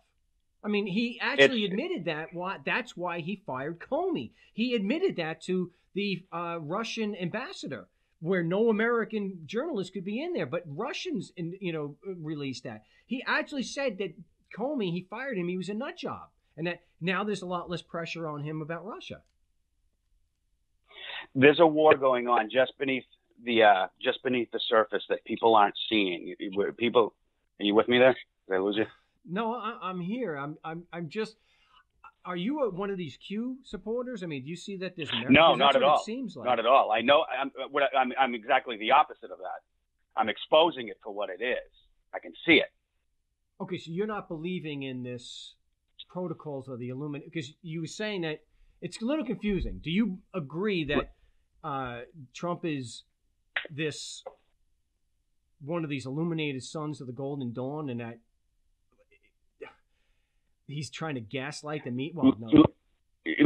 Tell me this: is he not gaslighting the media? Is that not what's happening right now? Well, when you come out and you say, "Don't believe your eyes and what you hear," that's you're getting into and by constantly saying it's fake news, you're Comey's crazy, he's a nut job, and it's a witch hunt. Yeah, that might. I don't know if it's accurate to say he's gaslighting the media, but I think it's more accurate to say he's gaslighting people who actually believe the crap that flows out of his mouth, but not gaslighting the media. I'm just calling it up so that I can see the same thing that you're seeing. Golden Dawn. I don't. All right. So I know you don't have a whole lot of time, but it's like the opiate crisis. Okay, let's take a look at that. Now, I've had a spine condition for 20 years. 20 years ago, my doctors were giving me my medication, and there was no one in between me and my doctor.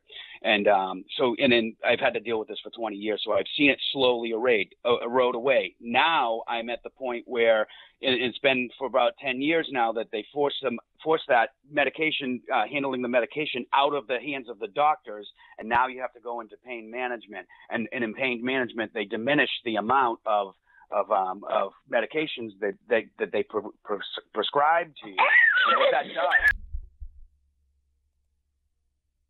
Hold on a second.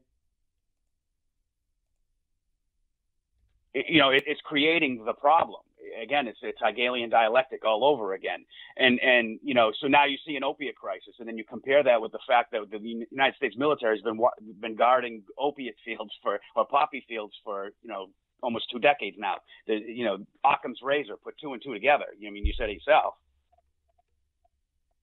Well, I'm trying to see how that you're trying to connect that, because it doesn't seem like that the opioid crisis, and there is no opiate crisis. That's what I'm telling you. There is one. They created it themselves. All the people that are overdosing and dying, I think the numbers are in the tens of thousands. That I think last year there were more deaths, or it's 2017 there were more deaths due to opium overdoses. But you're getting the information from the people that are known liars. Why would you believe that?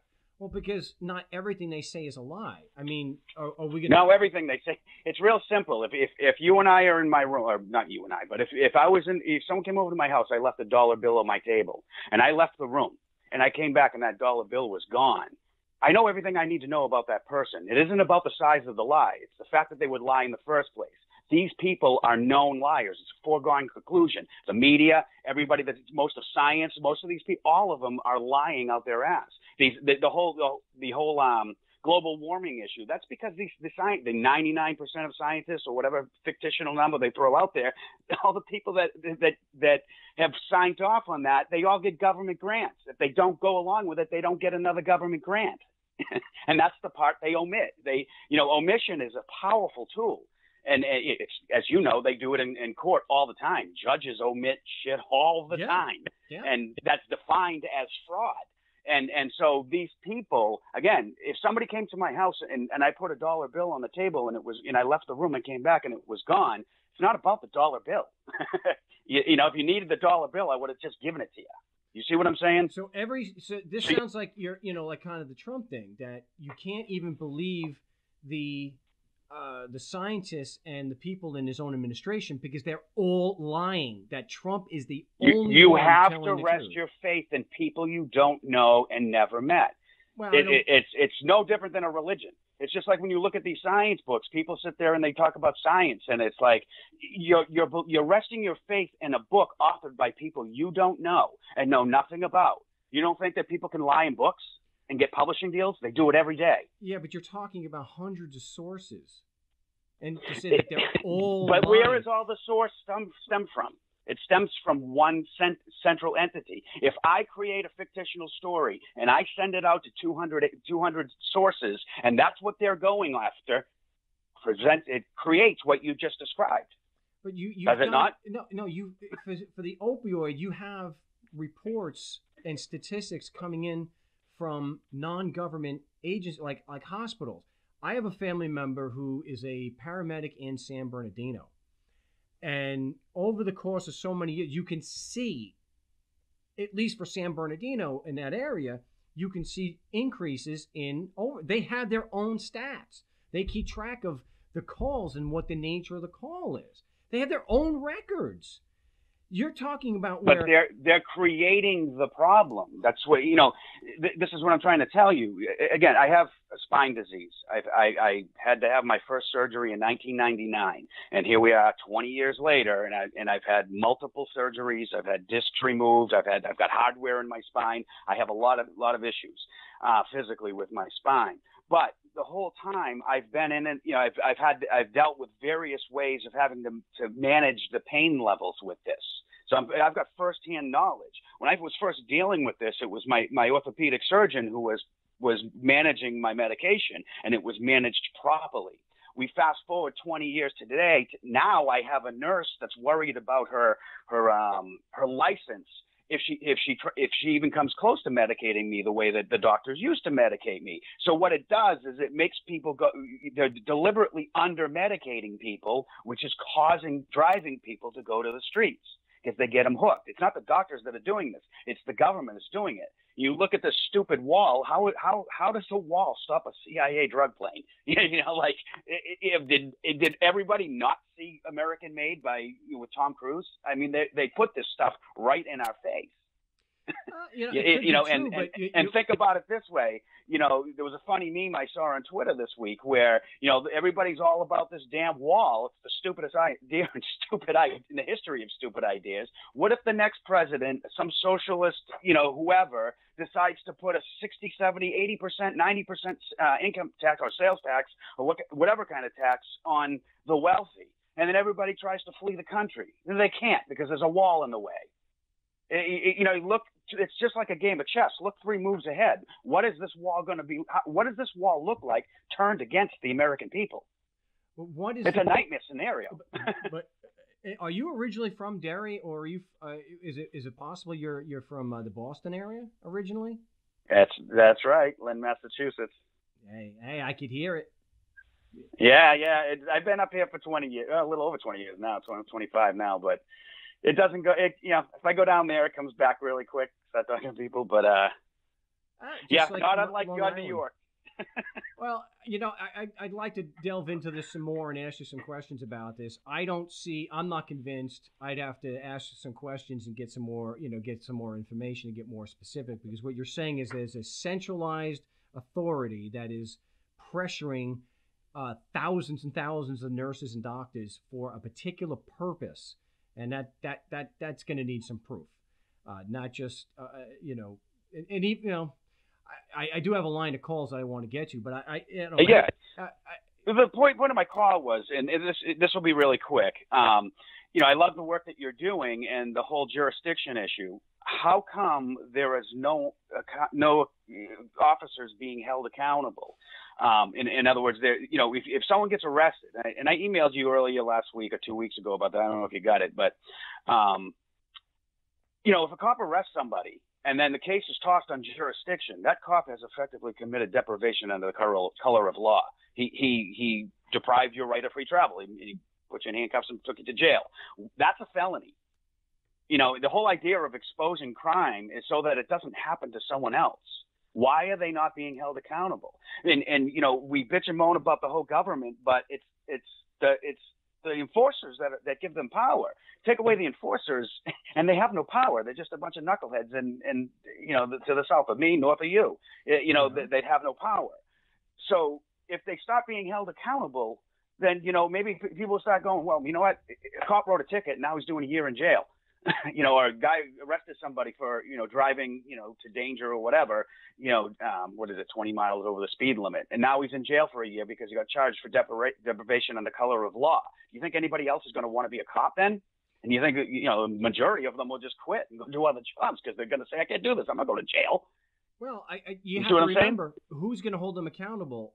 Prosecutors are going to go after cops for doing what the prosecutors want them to do. They're not – even when – police officers murder people on video, and it's indisputable. They don't want to charge them.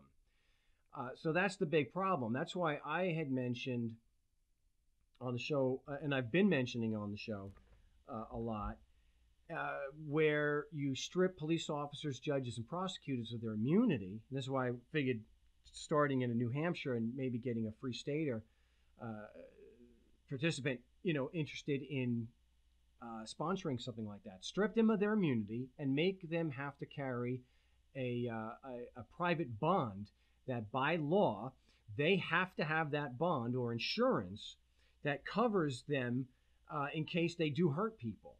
And that, I think we have a better chance of prevailing with that by taking the accountability part away from the very people who are directing the cops to go out and hurt others. So, well, they're committing felonies when they do that. If they have no jurisdiction and they arrest somebody, they impede on their rights. Then the natural rights, like natural law rights. They've committed a felony. Yeah. That doesn't require a system to initiate an arrest. Yes, it does. Any U.S. citizen or a person can arrest somebody that's witness to a felony. Am I wrong about that? You have to actually charge them and prosecute them, and the very prosecutors who are working with the police and prosecuting and support them with what they're doing are not going to go against them. You have to cut the prosecutors out of the process, and there's no way of doing that. That's what you're saying. Yeah, it's well.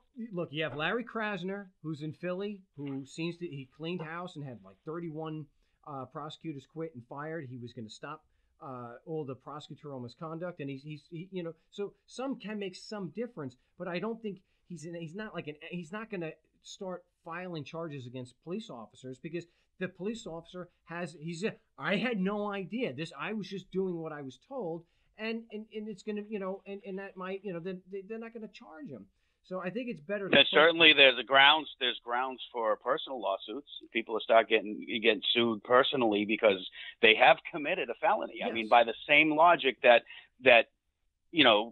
absolves the jurisdiction issue or absolves the charged from the by the jurisdiction issue, then, surely there's got to be some way because, again, a felony is a felony. And I know that they're protected by unions. I know that this whole system is all corrupt. It is. It's criminal from the ground up. And every participant in it, there is no justice in the justice system. But there should be measures to start holding people accountable because that's the only way you're going to do it. People will always do what they believe to be is in their best interest. Whether it is or not, it doesn't matter. They're going to do what they think is in their best interest. And if they start to feel the burn themselves, that people are going to start to think twice and say, you know what, maybe I won't do this for a living. I might go over here to this private company. And do something over here. That's what's going to make the change is changing them wanting to do it. Because if you go to YouTube channels, you go to Mike the Cop or any of these people, they come out right out and they say they don't care. They don't care what you have to say to them. They don't care what laws they're breaking. They openly admit it. They don't care. And so you have to create a scenario where they believe it is in their best interest to not be a cop. Right, and that's you see what I'm saying? Yeah, that's why I talk about the insurance. So even if the cop, when he hurts somebody and there's a big payout on the insurance and the insurance company determines this guy is too big a risk, no matter what he thinks is in his best interest, no matter how much he wants to work again, he can't because nobody will insure him. But it comes down to the unions will stomp that right out. Well, the unions will come in with an armada of lawyers and Sure. stomp it out like a fly. Yeah. Oh, that's why you have to get, you have to work to get things changed. And even before that, you still have the option, and I recommend this to everyone, especially, if, when it gets tossed out, to file a claim against the city or county's insurance for damages. And that, that's a way to Yeah, possibly but they're not personally feeling the burn with that. They, Yes. They don't care about that. That's not true. that doesn't take food off their table. That's true. But if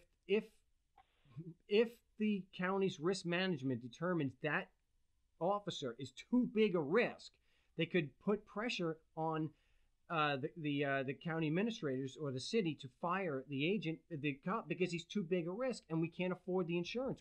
Because if the city loses their insurance because they continue to employ unhinged cops, they can't operate without the insurance.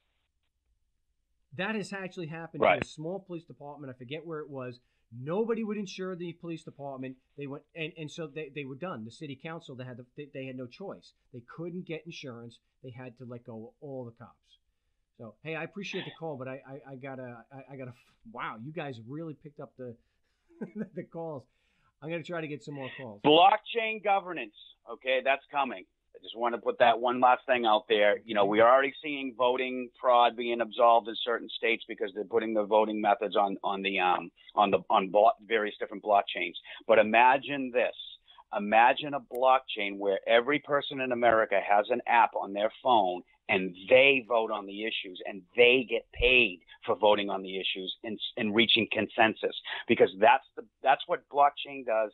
That's what representation is supposed to do. It's supposed to reach absolute consensus, but people are greedy, people are manipulative, people lie, people are unqualified in a million different ways to govern. But blockchain is absolute. If we had a system of blockchain governance right now, marijuana would be legal because it would be absolute.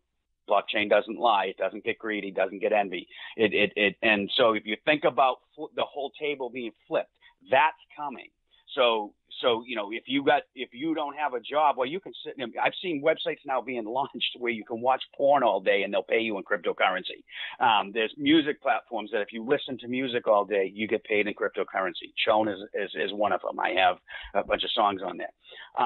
So think about that applied to governance. Think about the idea of removing the politicians altogether and running society on a blockchain where people can vote on issues themselves and it reaches absolute consensus without the need for a parasite class. Marc, I love what you're doing.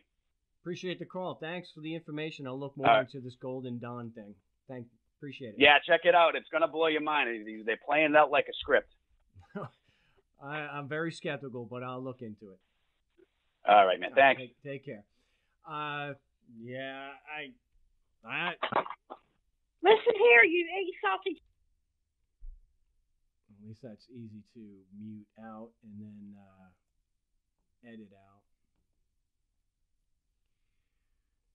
With the commercials, I get to take a little bit of a break at the top of the hour, so I'm not going to be able to go too much longer here, but I'm glad we got a lot of calls. We have area code, you've been very patient, area code 657, you're live on the No State Project. What's your name? Where are you calling from? It helps if I unmute. From Las Vegas. Las Vegas, and sorry, what was your name? Tamara. Tamara? Hello? Yeah. Tamara. Tamara. Oh, Tamara. oh. Tamara. What can I do for you today? Okay.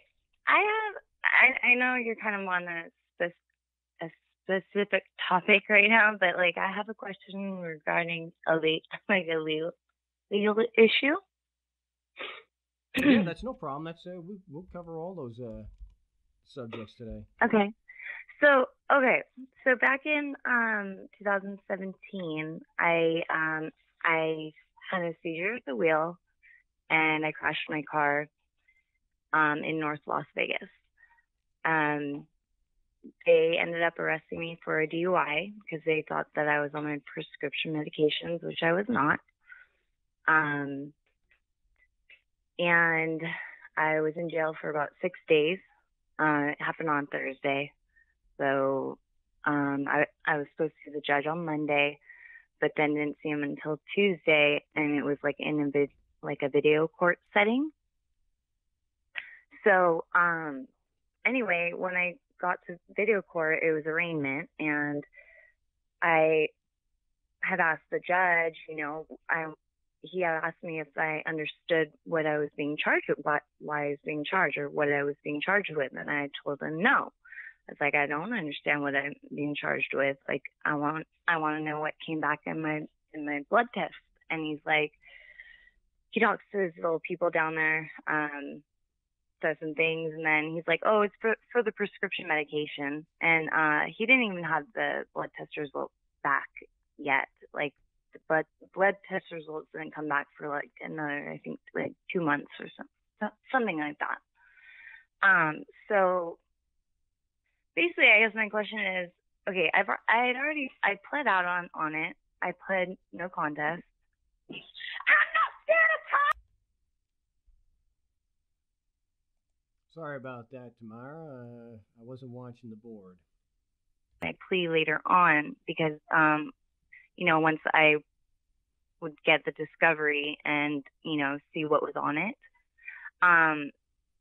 When I was released, I actually went to the courthouse and I spoke to the lawyer, like, briefly, and he's like, I don't understand how the judge could let you plea out on something when he didn't even have the evidence. And I'm like, I don't either. He's like, well, you must be mistaking what, maybe you didn't plea. I'm like, no, I definitely did plea. Like, I had all my papers there. And I guess my question is, the judge blatantly lied in court and said it was the prescription medication. When I got the discovery back, which took quite a bit because there was a public defender, on a I think she was on a screen as well. So it wasn't like she was talking to like you, like personally, about your case or anything like that.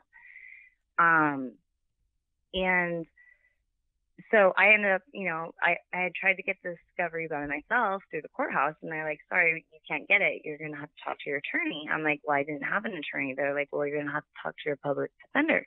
So I contacted her, and at first she didn't want to give me the information. She was like, oh, well, you were never my client, so I can't give you any information. So then I pulled out, I was like, okay, well, I'm going to report you to the bar because you were the attorney present in court that day. So technically you are the, attorney, you were representing me that day. So I got the discovery, and so I have like the audio file and everything. Wait a minute. But the judge. Wait. What? I'm sorry. I thought you pled no contest. How did you get this? I did. How did you? If you pled no contest, it should be over. You wouldn't be discovery or anything like that. Well, because I wasn't sure. Okay, because I've had seizures in the past because of running out of my medication, my anti-seizure medication, and I had just I pretty much just moved out there to Vegas, and I went to go refill my prescription, and they wouldn't refill it. And, it was about I don't know if it was 5 days or a week, but I didn't know how long, that stuff stays in your system. So, but I was sure that I had a seizure at the wheel because, I woke up, I was unconscious when the police officer came into my window. I rolled down the window, and he's like, do you know where you're at? I'm like, no. He's like, do you know where you're going? I'm like, no. He's like, do you know how you got here? I'm like, no. I was completely, out of it. I've had a seizure. I had 3 seizures in one day, back quite a few years ago. So, but Tamara, I kind of know, I have to jump in here because I am running low on time. Why would you have this? I don't understand. If you pled no contest, there shouldn't be any more proceedings other than a sentencing, not discovery and a pre-trial. Well, yeah, there wasn't. But the thing was, the judge wasn't going to release me, which he should have barred me. Correct? I was in jail for 6 days already for a alleged DUI, misdemeanor DUI, first misdemeanor DUI. Yeah, that's kind of extreme. They Wow, yeah, that really sucks. And I'm always sorry to hear that. But exactly why would you have discovery if when Well, I you entered went after the fact. I went because I believed that I was wronged. I was like, I knew that there was nothing in my system. I was almost positive there was nothing in my system, so I wanted to make sure. So that's why I went and asked the public defender, which she's actually just a regular private attorney that occasionally goes to that courthouse to, step in as a public defender. So I did get the discovery. I have the judge on audio saying that, that I was on my prescription medication and that's why I was being charged for the DUI. Isn't that kind of like a mistrial or something like that? Or like, no. I think the judge may have been going based on what it was in the police report. The police report, yeah, yes. Of course. And that's what they're going to go by unless you challenge it. But he gave me, I specifically asked him, I'm like, what was found in my blood? And he gave me an answer, which led me to believe that there was, prescription medication in my system. Which is why I wanted to get the discovery. You gotta bear with me here. I am. Why would there be any proceedings after a plea of no contest? Did the judge? Well, there's there hasn't been any proceedings. I'm just saying I possibly want to, take back my plea, like. Oh, I thought you said you had gotten discovery. You know what I'm saying? All right. Yeah, that's the only reason I got the discovery was because the judge straight lied to me in court. He said that it was a prescription medication. When I got the discovery and saw the blood test results, there was no prescription medication in my blood. So. Okay. So and this doesn't. And on top of that, doesn't make any sense. So you had a public defender ask for discovery after you were sentenced, and. No, I went to the public defender and asked for the discovery because I wanted to I thought that I would have like some sort of maybe a civil suit against the city, because I wasn't really given my day in court because he didn't give me facts or the correct facts. He didn't have evidence in front of him. Right, he just he didn't have my blood test of evidence, which would be the ultimate evidence, correct? Did you do it yourself or was it through a public defender? Well, I did it myself because I had to go to the lady who was there in court who stands in as a public defender for that court because it's a municipal court. It's not like there's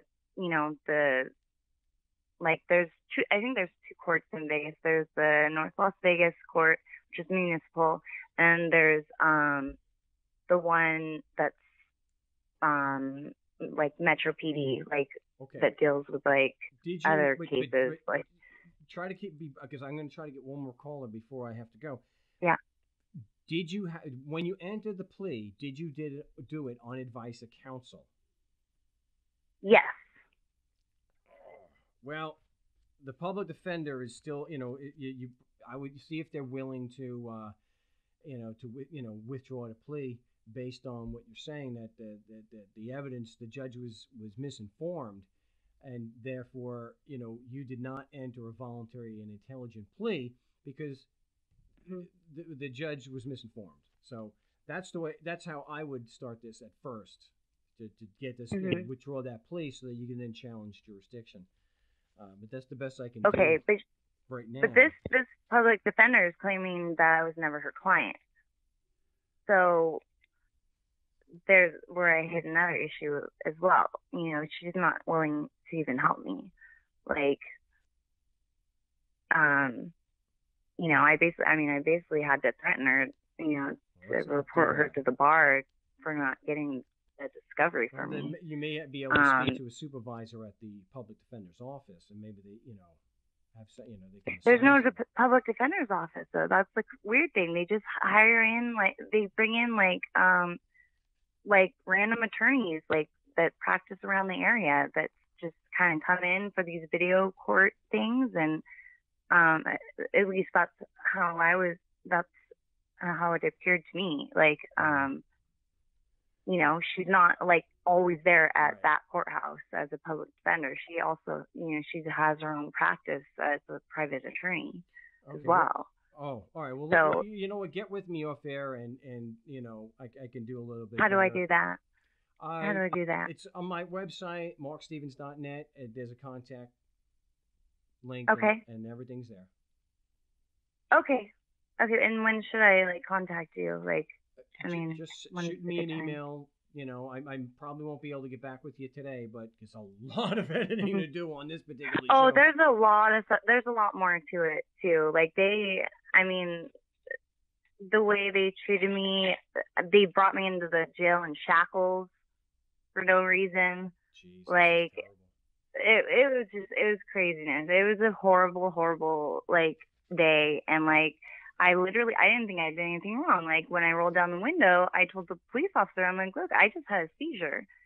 And he didn't even have the fire department clear me, even though he put in his report that the fire department cleared me of any injuries, which is total lie. Wow. You should be able to get documentation from the paramedics or the first responders to show that the police. Oh yeah, well yeah, and the discovery that I did receive, the first responders were actually the two witnesses were off-duty state troopers.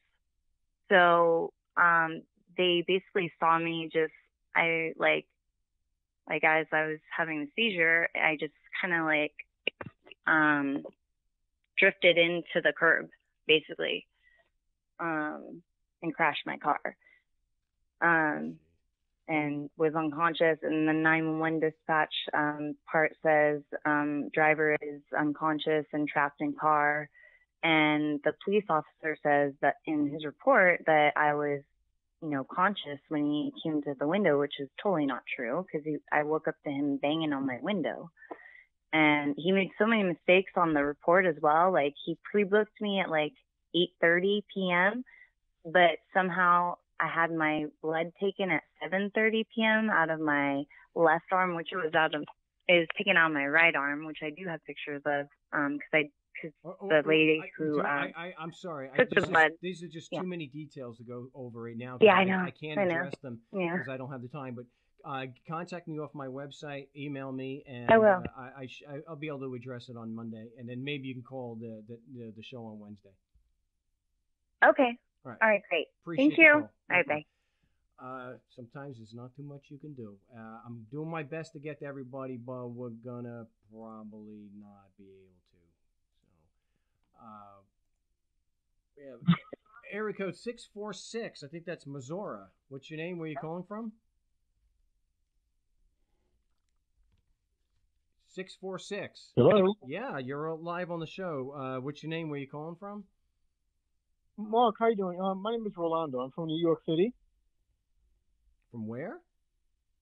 New York City, Bronx, New York. Oh, the Bronx.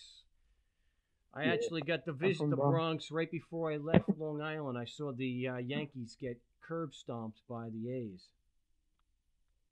Oh, yeah. Mark, I don't want to hold you on the phone because you got a lot of calls coming in. Quick question. Do you know anything about promissory notes? Promissory notes? I know somewhat about them. What's going on? Okay, make a long story short. I did one April of last year, 2018. I did make 2 years of payments on a car. Well, I'm talking about a car. After that, I did a promissory note. I sent it to them. I read up on it before I send them the promissory note. But what they did or tried to do was that when I explained to them what a promissory note is and that, you have to read it or accept it, whatever, they said, okay, fine, no problem. What they did was they sent me the wrong address, but they sent me a letterhead, from their company with the wrong address on it, or I should say the wrong zip code. So that way, by the time it got to them, it would be late or whatever, which is they gave me 7 business days to respond. Make a long story short, I called them up back again, and they gave me the right address with the right zip code. I mailed it the following day. They received it, and I put on my promissory note, you got 10 business days to respond. After the 10 days, if you do not respond, that means that you accept it as, accept it as value. So make a long story short, like I always say, they accepted it. They never called me back. They didn't send me a letter stating that we received it. I did do it certified mail. I got the letter notarized. I did everything proper. It was a certified promissory note. And they've been calling me for the past, I think, 3 weeks or about almost a month, saying that, oh, you got to pay, you got to pay. I said, listen, you got to speak to the CFO. Now, I'm kind of stumped. I don't know. Should I continue making a payment or should I stop just, receiving the phone calls? I know I did everything right. I did everything as accordingly. I didn't do anything that I was supposed to get myself in trouble. So I'm asking you, Mark, what do you think, if anything, should I do? Let me see if I understand this correctly. You sent them a promissory note that you would promise to pay back a certain amount of money, and you said if you don't respond within 10 days, then it's considered paid in full? Because you accept Correct. it for value? Exactly, accepted as value. That's correct. Well, I don't know. I'm not a lawyer or a prosecutor, but you could be charged with trying to, pass off passing off commercial paper. You wanted them to accept your promissory note as payment, not as a promise to pay. Well, it's as both, really, because it says promissory. Yeah, you promise to pay them as accordingly. Because my friend was telling me, he said, look, Rolando, did the bank ever give you any money that you borrowed on? I said, no. He said, did the bank, did anything for you? I said, no. I put down a down payment. After the down payment, I started making my payments. Did that for 2 years. And then I called up the bank, the American Credit Acceptance, and they said, no, we never gave you any money, blah, blah, blah. I said, but how can, if I never gave you money, you're collecting interest on, I'm borrowing on my own, or, on myself, towards myself. You tell me the people. And I haven't. That doesn't sound. I think trying to use the note as it's a promissory note. You're making a promise to pay back a certain amount of money, and then to write on there that this is going to be the money. This is if you don't contact me within 10 days, that this is going to be the money and be the payment. I don't think things work. No, I can't say that you did things right there. It's like saying to someone in person, I'm going to give you this. I'm promising to pay you. And if you don't respond to me in a few days, then this promise is the money. And that doesn't sound honest to me. Okay, because I looked it up and I really studied this promissory note thing. And before I even sent it to them, I made sure that what I was doing was right. It was right UCC, according to what? But it's right according to what standard? To what principle? Okay. Right. Well, it's a UCC code. I mean, there's so many that are erring. It's like pinpointing to it's not the constitutional rights, all that stuff, which I agree with that also. But the UCC code section 2-304. Then you have your value for received. All these things that come to play. I studied it. I even sent them a separate letterhead with all the case laws that they had. As far as promissory notes, things like that. The bill of exchange, like we just mentioned. And okay, my wait. point is that I'm going to try to get another call after this, but UCC see. I don't think the UCC or any law is saying you can do you could do something dishonest, because what it says is price payable in money, goods, realty, or otherwise. The price can be made payable in money or otherwise. When you did the promissory note, what did you say what were you promising to pay them back? Okay, I promised to pay them back, like I said in the note, the interest, everything that I signed off on, which wasn't certified or notarized. It was just documentation, which I understand. They're contracts. Understood very clearly. I signed off on that, and then what I wrote to them 2 years later, I made 2 years of payments. I signed off 2 years later. I made a promissory note within the 2 years' time. What I did was I studied this promissory note thing. I mean, down to the T. I said, now I can do this, and I did send it to them. I did everything as accordingly. Even a lawyer told me, he said, "Sir, you're right.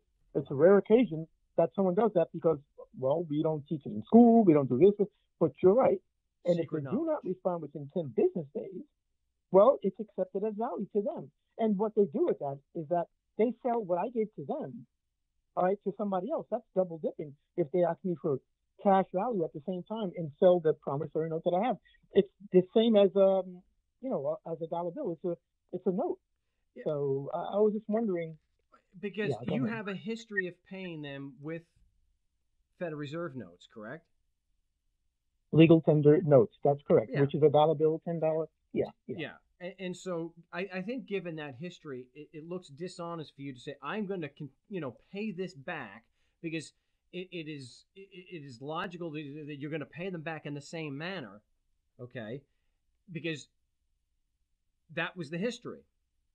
To then turn around and say, well, if you don't contact me or object within 10 days, then you can, then about Fongul, you can consider this note, this piece of, you can consider this note the same as what I was paying you before and what I may have agreed to pay before. So to me, it sounds like it doesn't, no, that doesn't sound honest to me. I mean, if you sent it to me, I would look at that and say, well, it looks like you're trying to put something over on me. And Okay.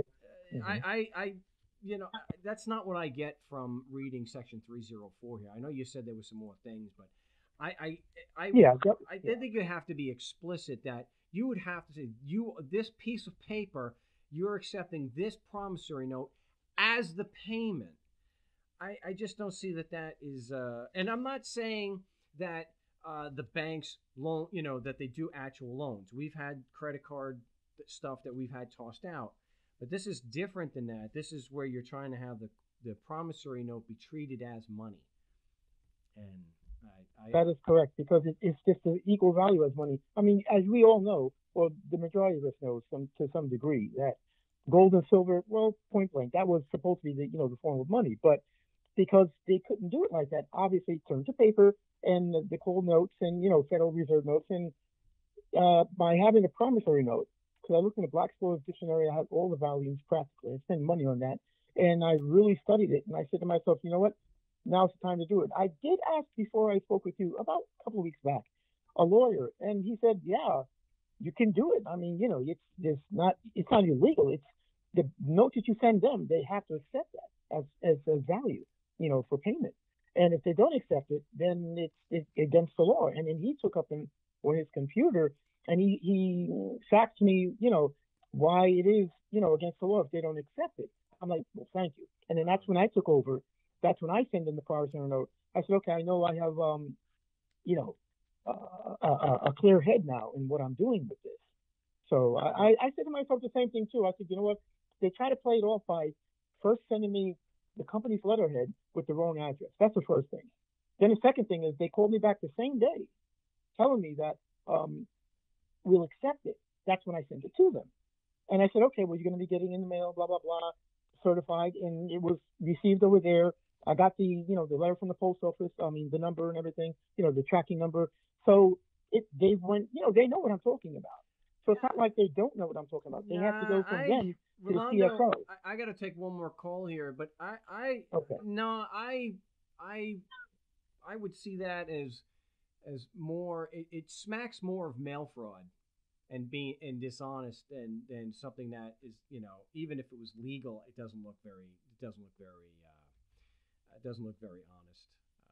But I'd have to look into it more. It just sounds like one more of these sovereign citizen or sovereign freeman type of things, and using the Right. UCC, and I just it just doesn't seem honest. If you make the promissory note, I wouldn't, but. I appreciate the call, and I call again. Maybe when you have a few more of the citations, and we can, maybe hash it out. All right, Mark. Listen, God bless you, and you take care of yourself. Man. I appreciate it. Thank you very much. Appreciate the call.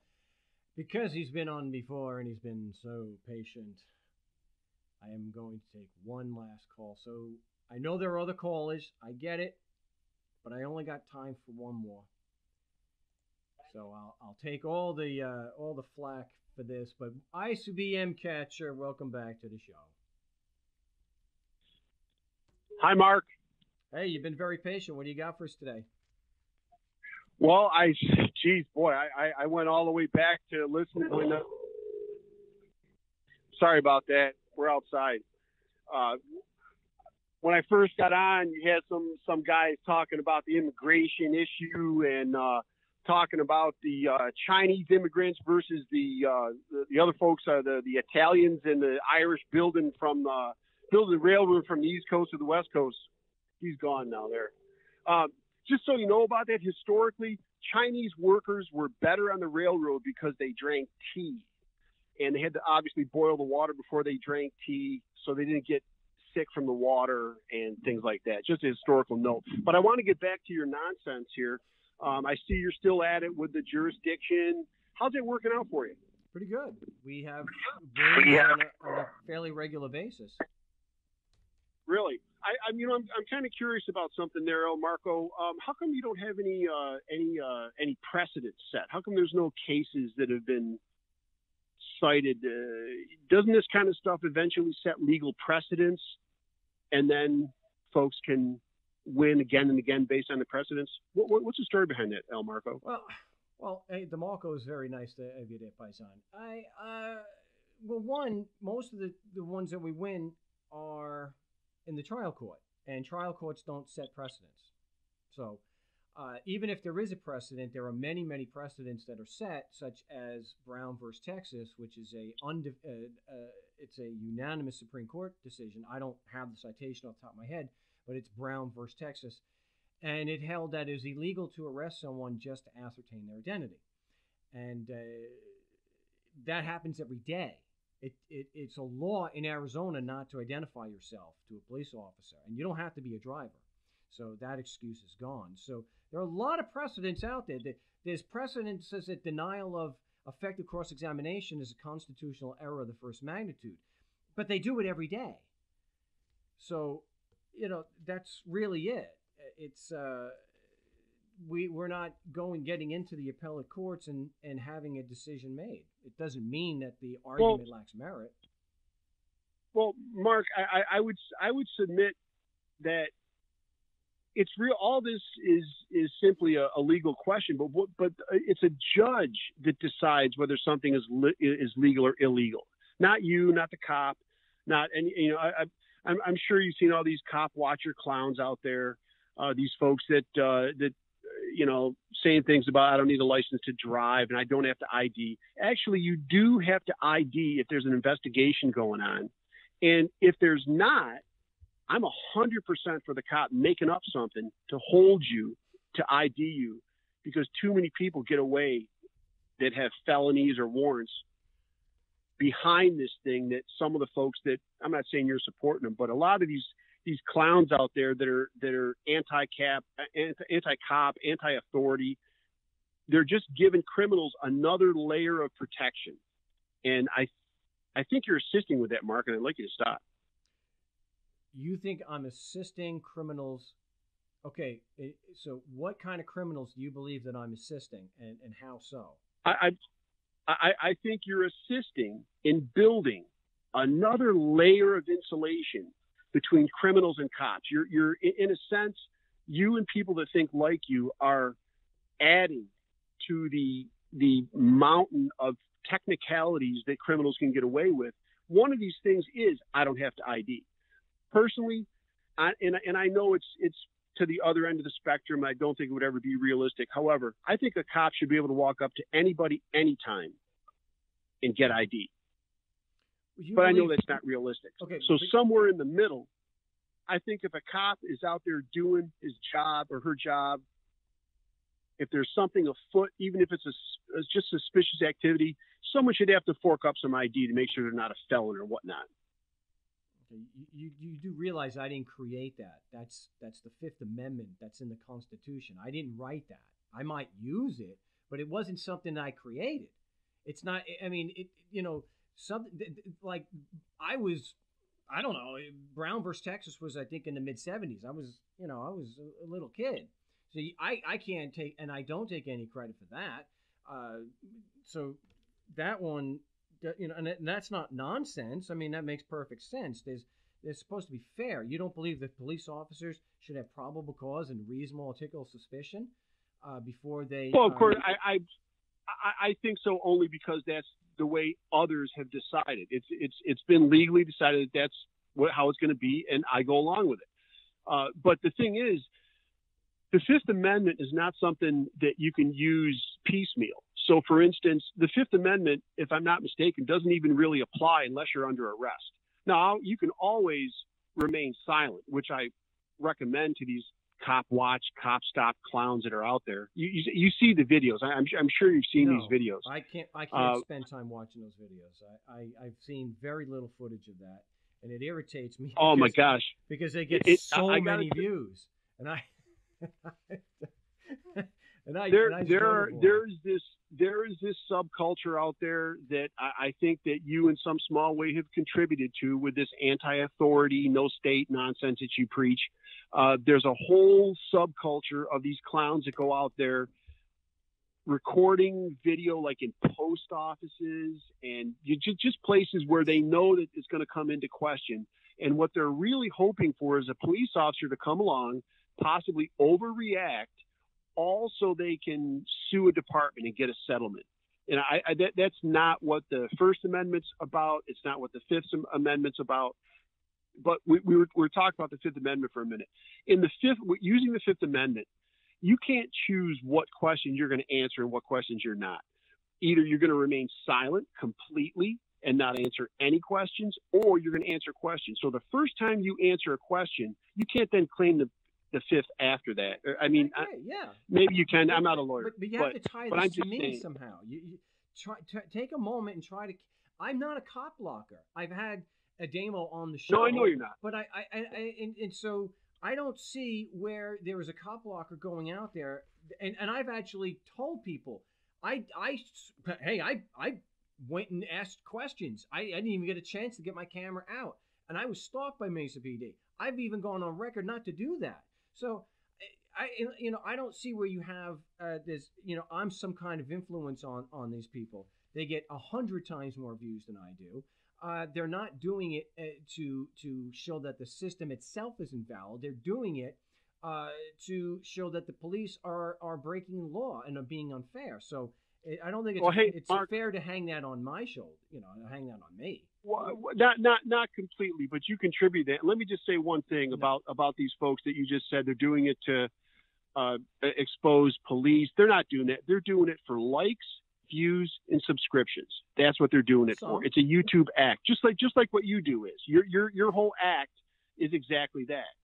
And they're also doing it hoping, like I said, for a cop to overreact so they can sue a department and get a settlement. That's what it's about. It has nothing to do with rights, the Constitution, freedom, anything like that. It's all an act, just like what you do.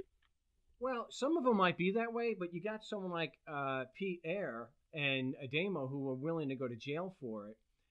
And yeah, some of them, yes, for some reason, those videos, which I have never been able to sit through more than a couple minutes of, they're unbelievably boring most of the time. The people are making money, but I don't accept that I am in any way, an influence on people like that.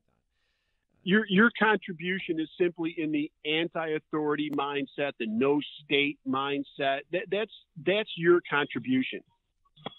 Now, was that you or was that my troll? Oh, it's just background noise. Okay, well, yeah. Sorry about Cindy Lauper. She sucks. But really, Marc, your whole shtick, your whole act is just part of the sovereign citizen movement. I know you hate that, but you hate it because it's true. No, I am not that kind of person. If I am presented with facts and logic, I do change my mind. So it's really not accurate, and I've done it right here on the show before. I don't hate something because it's true. I will accept it, even if it's by begrudgingly. So it's not accurate to say that. Would you then accept that there can be no evidence for a subjective matter? No evidence for subjective matter? Right. There can be no evidence for something that's subjective. You can't have evidence of an opinion, in other words. you can't have evidence that you hold an opinion. You can write it down. You can speak it. That doesn't... Write it down? You mean like in the Constitution where they wrote it down? Well, there's a difference between writing something down and then having it actually apply and create an obligation. They're not the same thing. You've mentioned this before. Just because I can write something down here, it doesn't mean it applies to you. I can write that this is money. That doesn't make it money. There has to be some, writing it down is just evidence of an agreement that two or more people may have made. So as far as the Constitution. An agreement? You mean sort of like the Constitution becomes an agreement once it's widely accepted by millions and millions and millions of people? You mean like that? No, what you see, you're trying to ram that in. And the thing is, the important thing, and I've mentioned this 100,000, I've probably mentioned this 100 times just to you. Nobody had a choice in whether there was a government or not. You either accepted it or you were shot or you had all your stuff taken. So when they try to give you, with the Constitution, they didn't have a choice of whether there was a government or not, and that's the important part. That's not true in the sense that you're presenting it. A government was formed, and it pertained to what was then the 13 colonies and became the United States, which of course you say doesn't exist. But the thing is, it's the thing that makes your position nonsense is that you can leave anytime you want. And you once actually said, and I'm sure this is on tape somewhere, but you actually said that you need a passport to leave the United States, which you do not. And if you were forced to stay in the United States and abide by the laws of the United States, then that would be somewhat tyrannical. But no one's forced to stay here, and actually no one's actually really forced to follow any law. So I just wish you would just make this your last show. Agree, because you know it's true that this is it's a fruitless pursuit. So why don't we just agree that this is going to be your last show and just end it? Let's address a couple of things here before I end the show. Fruitless. You realize that I have, and this is not an act, this is just an extension of what I do every day. Just the difference, the only difference is I broadcast it. And I take other calls than just people I'm personally working with. Right. And I do have documented proof of the success on more than one continent. There's documented proof. Now you can discuss. And isn't your success mostly attributed to the fact that the police officer does not show up? No, some of that is, but you cannot. Whoa! Hang on, Mark. I want you to know that we have it on tape. We have you video saying that most of the time it's because the cop doesn't show up. And I know that video's out there. I'm sure that you've slung so much nonsense you forgot about it, but that's out there, my friend. An awful lot of them are, but you can't discount the fact that we are defending ourselves. And you can't discount and take out of context there, tough guy, the fact that people have testified on the show or reported on the show that the cop was there. He was at the court. He just wasn't coming in for this. So okay. And I have documented. That's not. Let me finish. No. Don't start. No, that's not what You've been doing pretty good. So don't interrupt me. Documented proof for the motion being granted in the United States, Canada, Australia, and in England. And in England, someone had costs awarded. Helen had costs awarded against the prosecution for their lack of evidence and their misconduct for bringing the case anyway. So you can't say that. And so it's not fruitless. There are people that have called the show and have reported that they've had things tossed out. There was someone just, the people have gotten out of jail or were saved from having to go to jail. So it's not fruitless. It's fruitless to you because you don't see the merit. But I don't need to convince you. I don't need to convince everybody. I just need to be able to present the evidence and to be able to continue with having the success that we've had in the past. And so, yeah, an awful lot, and maybe even more than 50% of the wins are because the cop didn't show up. But that doesn't mean that the cop wouldn't have shown up on it. Mark, you and I both know that most of the things that were either thrown out or whatever would have been thrown out anyway. Your approach is simply not effective in and of itself. Otherwise, it would be sweeping the nation. You make it sound like I have, 1 million subs and I have a microphone that reaches all that. I don't. I do a very small radio show based on the work that I do during the day, what I have been doing since 1997. Okay? The main object of the show is just to help more people. Okay?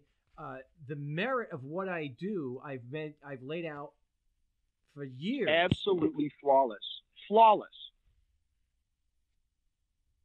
Are you being sarcastic? No, I commend you sincerely because you are one of the best actors I've ever seen. You do not break character. I'm sure you actually believe this by now. But if what you do were true, were actually effective, everybody would be using it. It would be sweeping through courts all over at least the United States. Nobody would be paying their taxes anymore.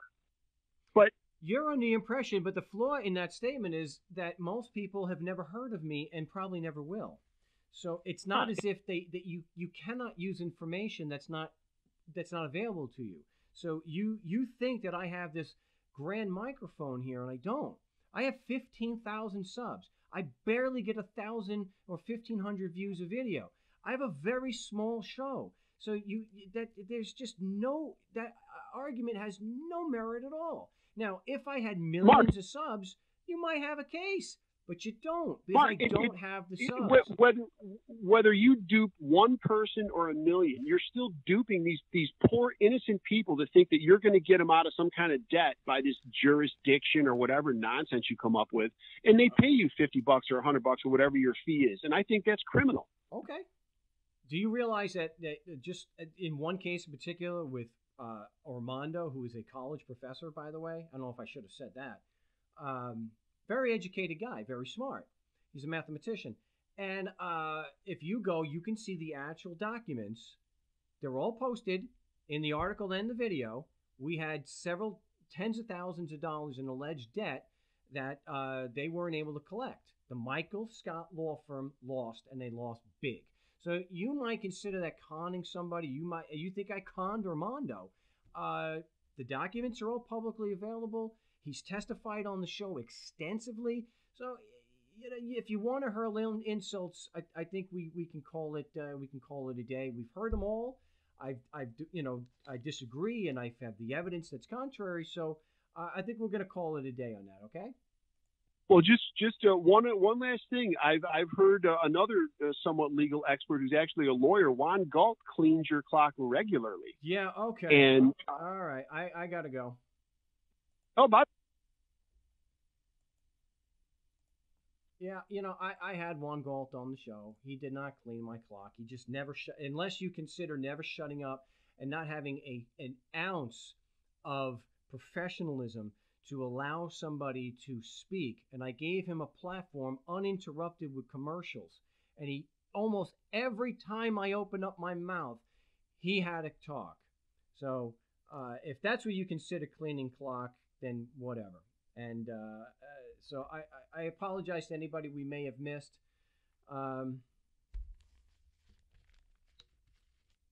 But yeah, great. We got a lot of material for the show here. The idea that if what I was doing was right, everybody would be doing it is such a flawed argument because the overwhelming majority of people have never heard of me. So, it's and as far as me scamming people, I can't screen calls.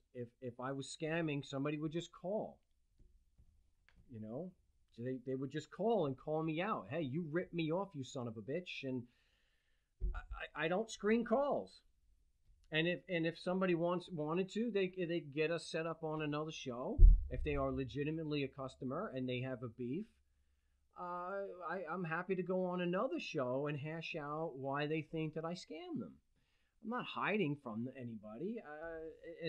I'm an actor. You're gonna have to do a little bit better with the dissent there because that took anyway. not worth the time. I do appreciate the calls here today, except for the troll. And no, I don't mean that ICBM was the troll. I meant the actual little kid that does this thing. But I will get this edited. It's probably not going to be posted today, but you have the live stream for any of the parts that you may have missed. So I will definitely be live on Wednesday. So whoever I missed, or if you weren't able to get on the show today, we'll be live on Wednesday. We'll do the role playing on Thursday. So till then, salud.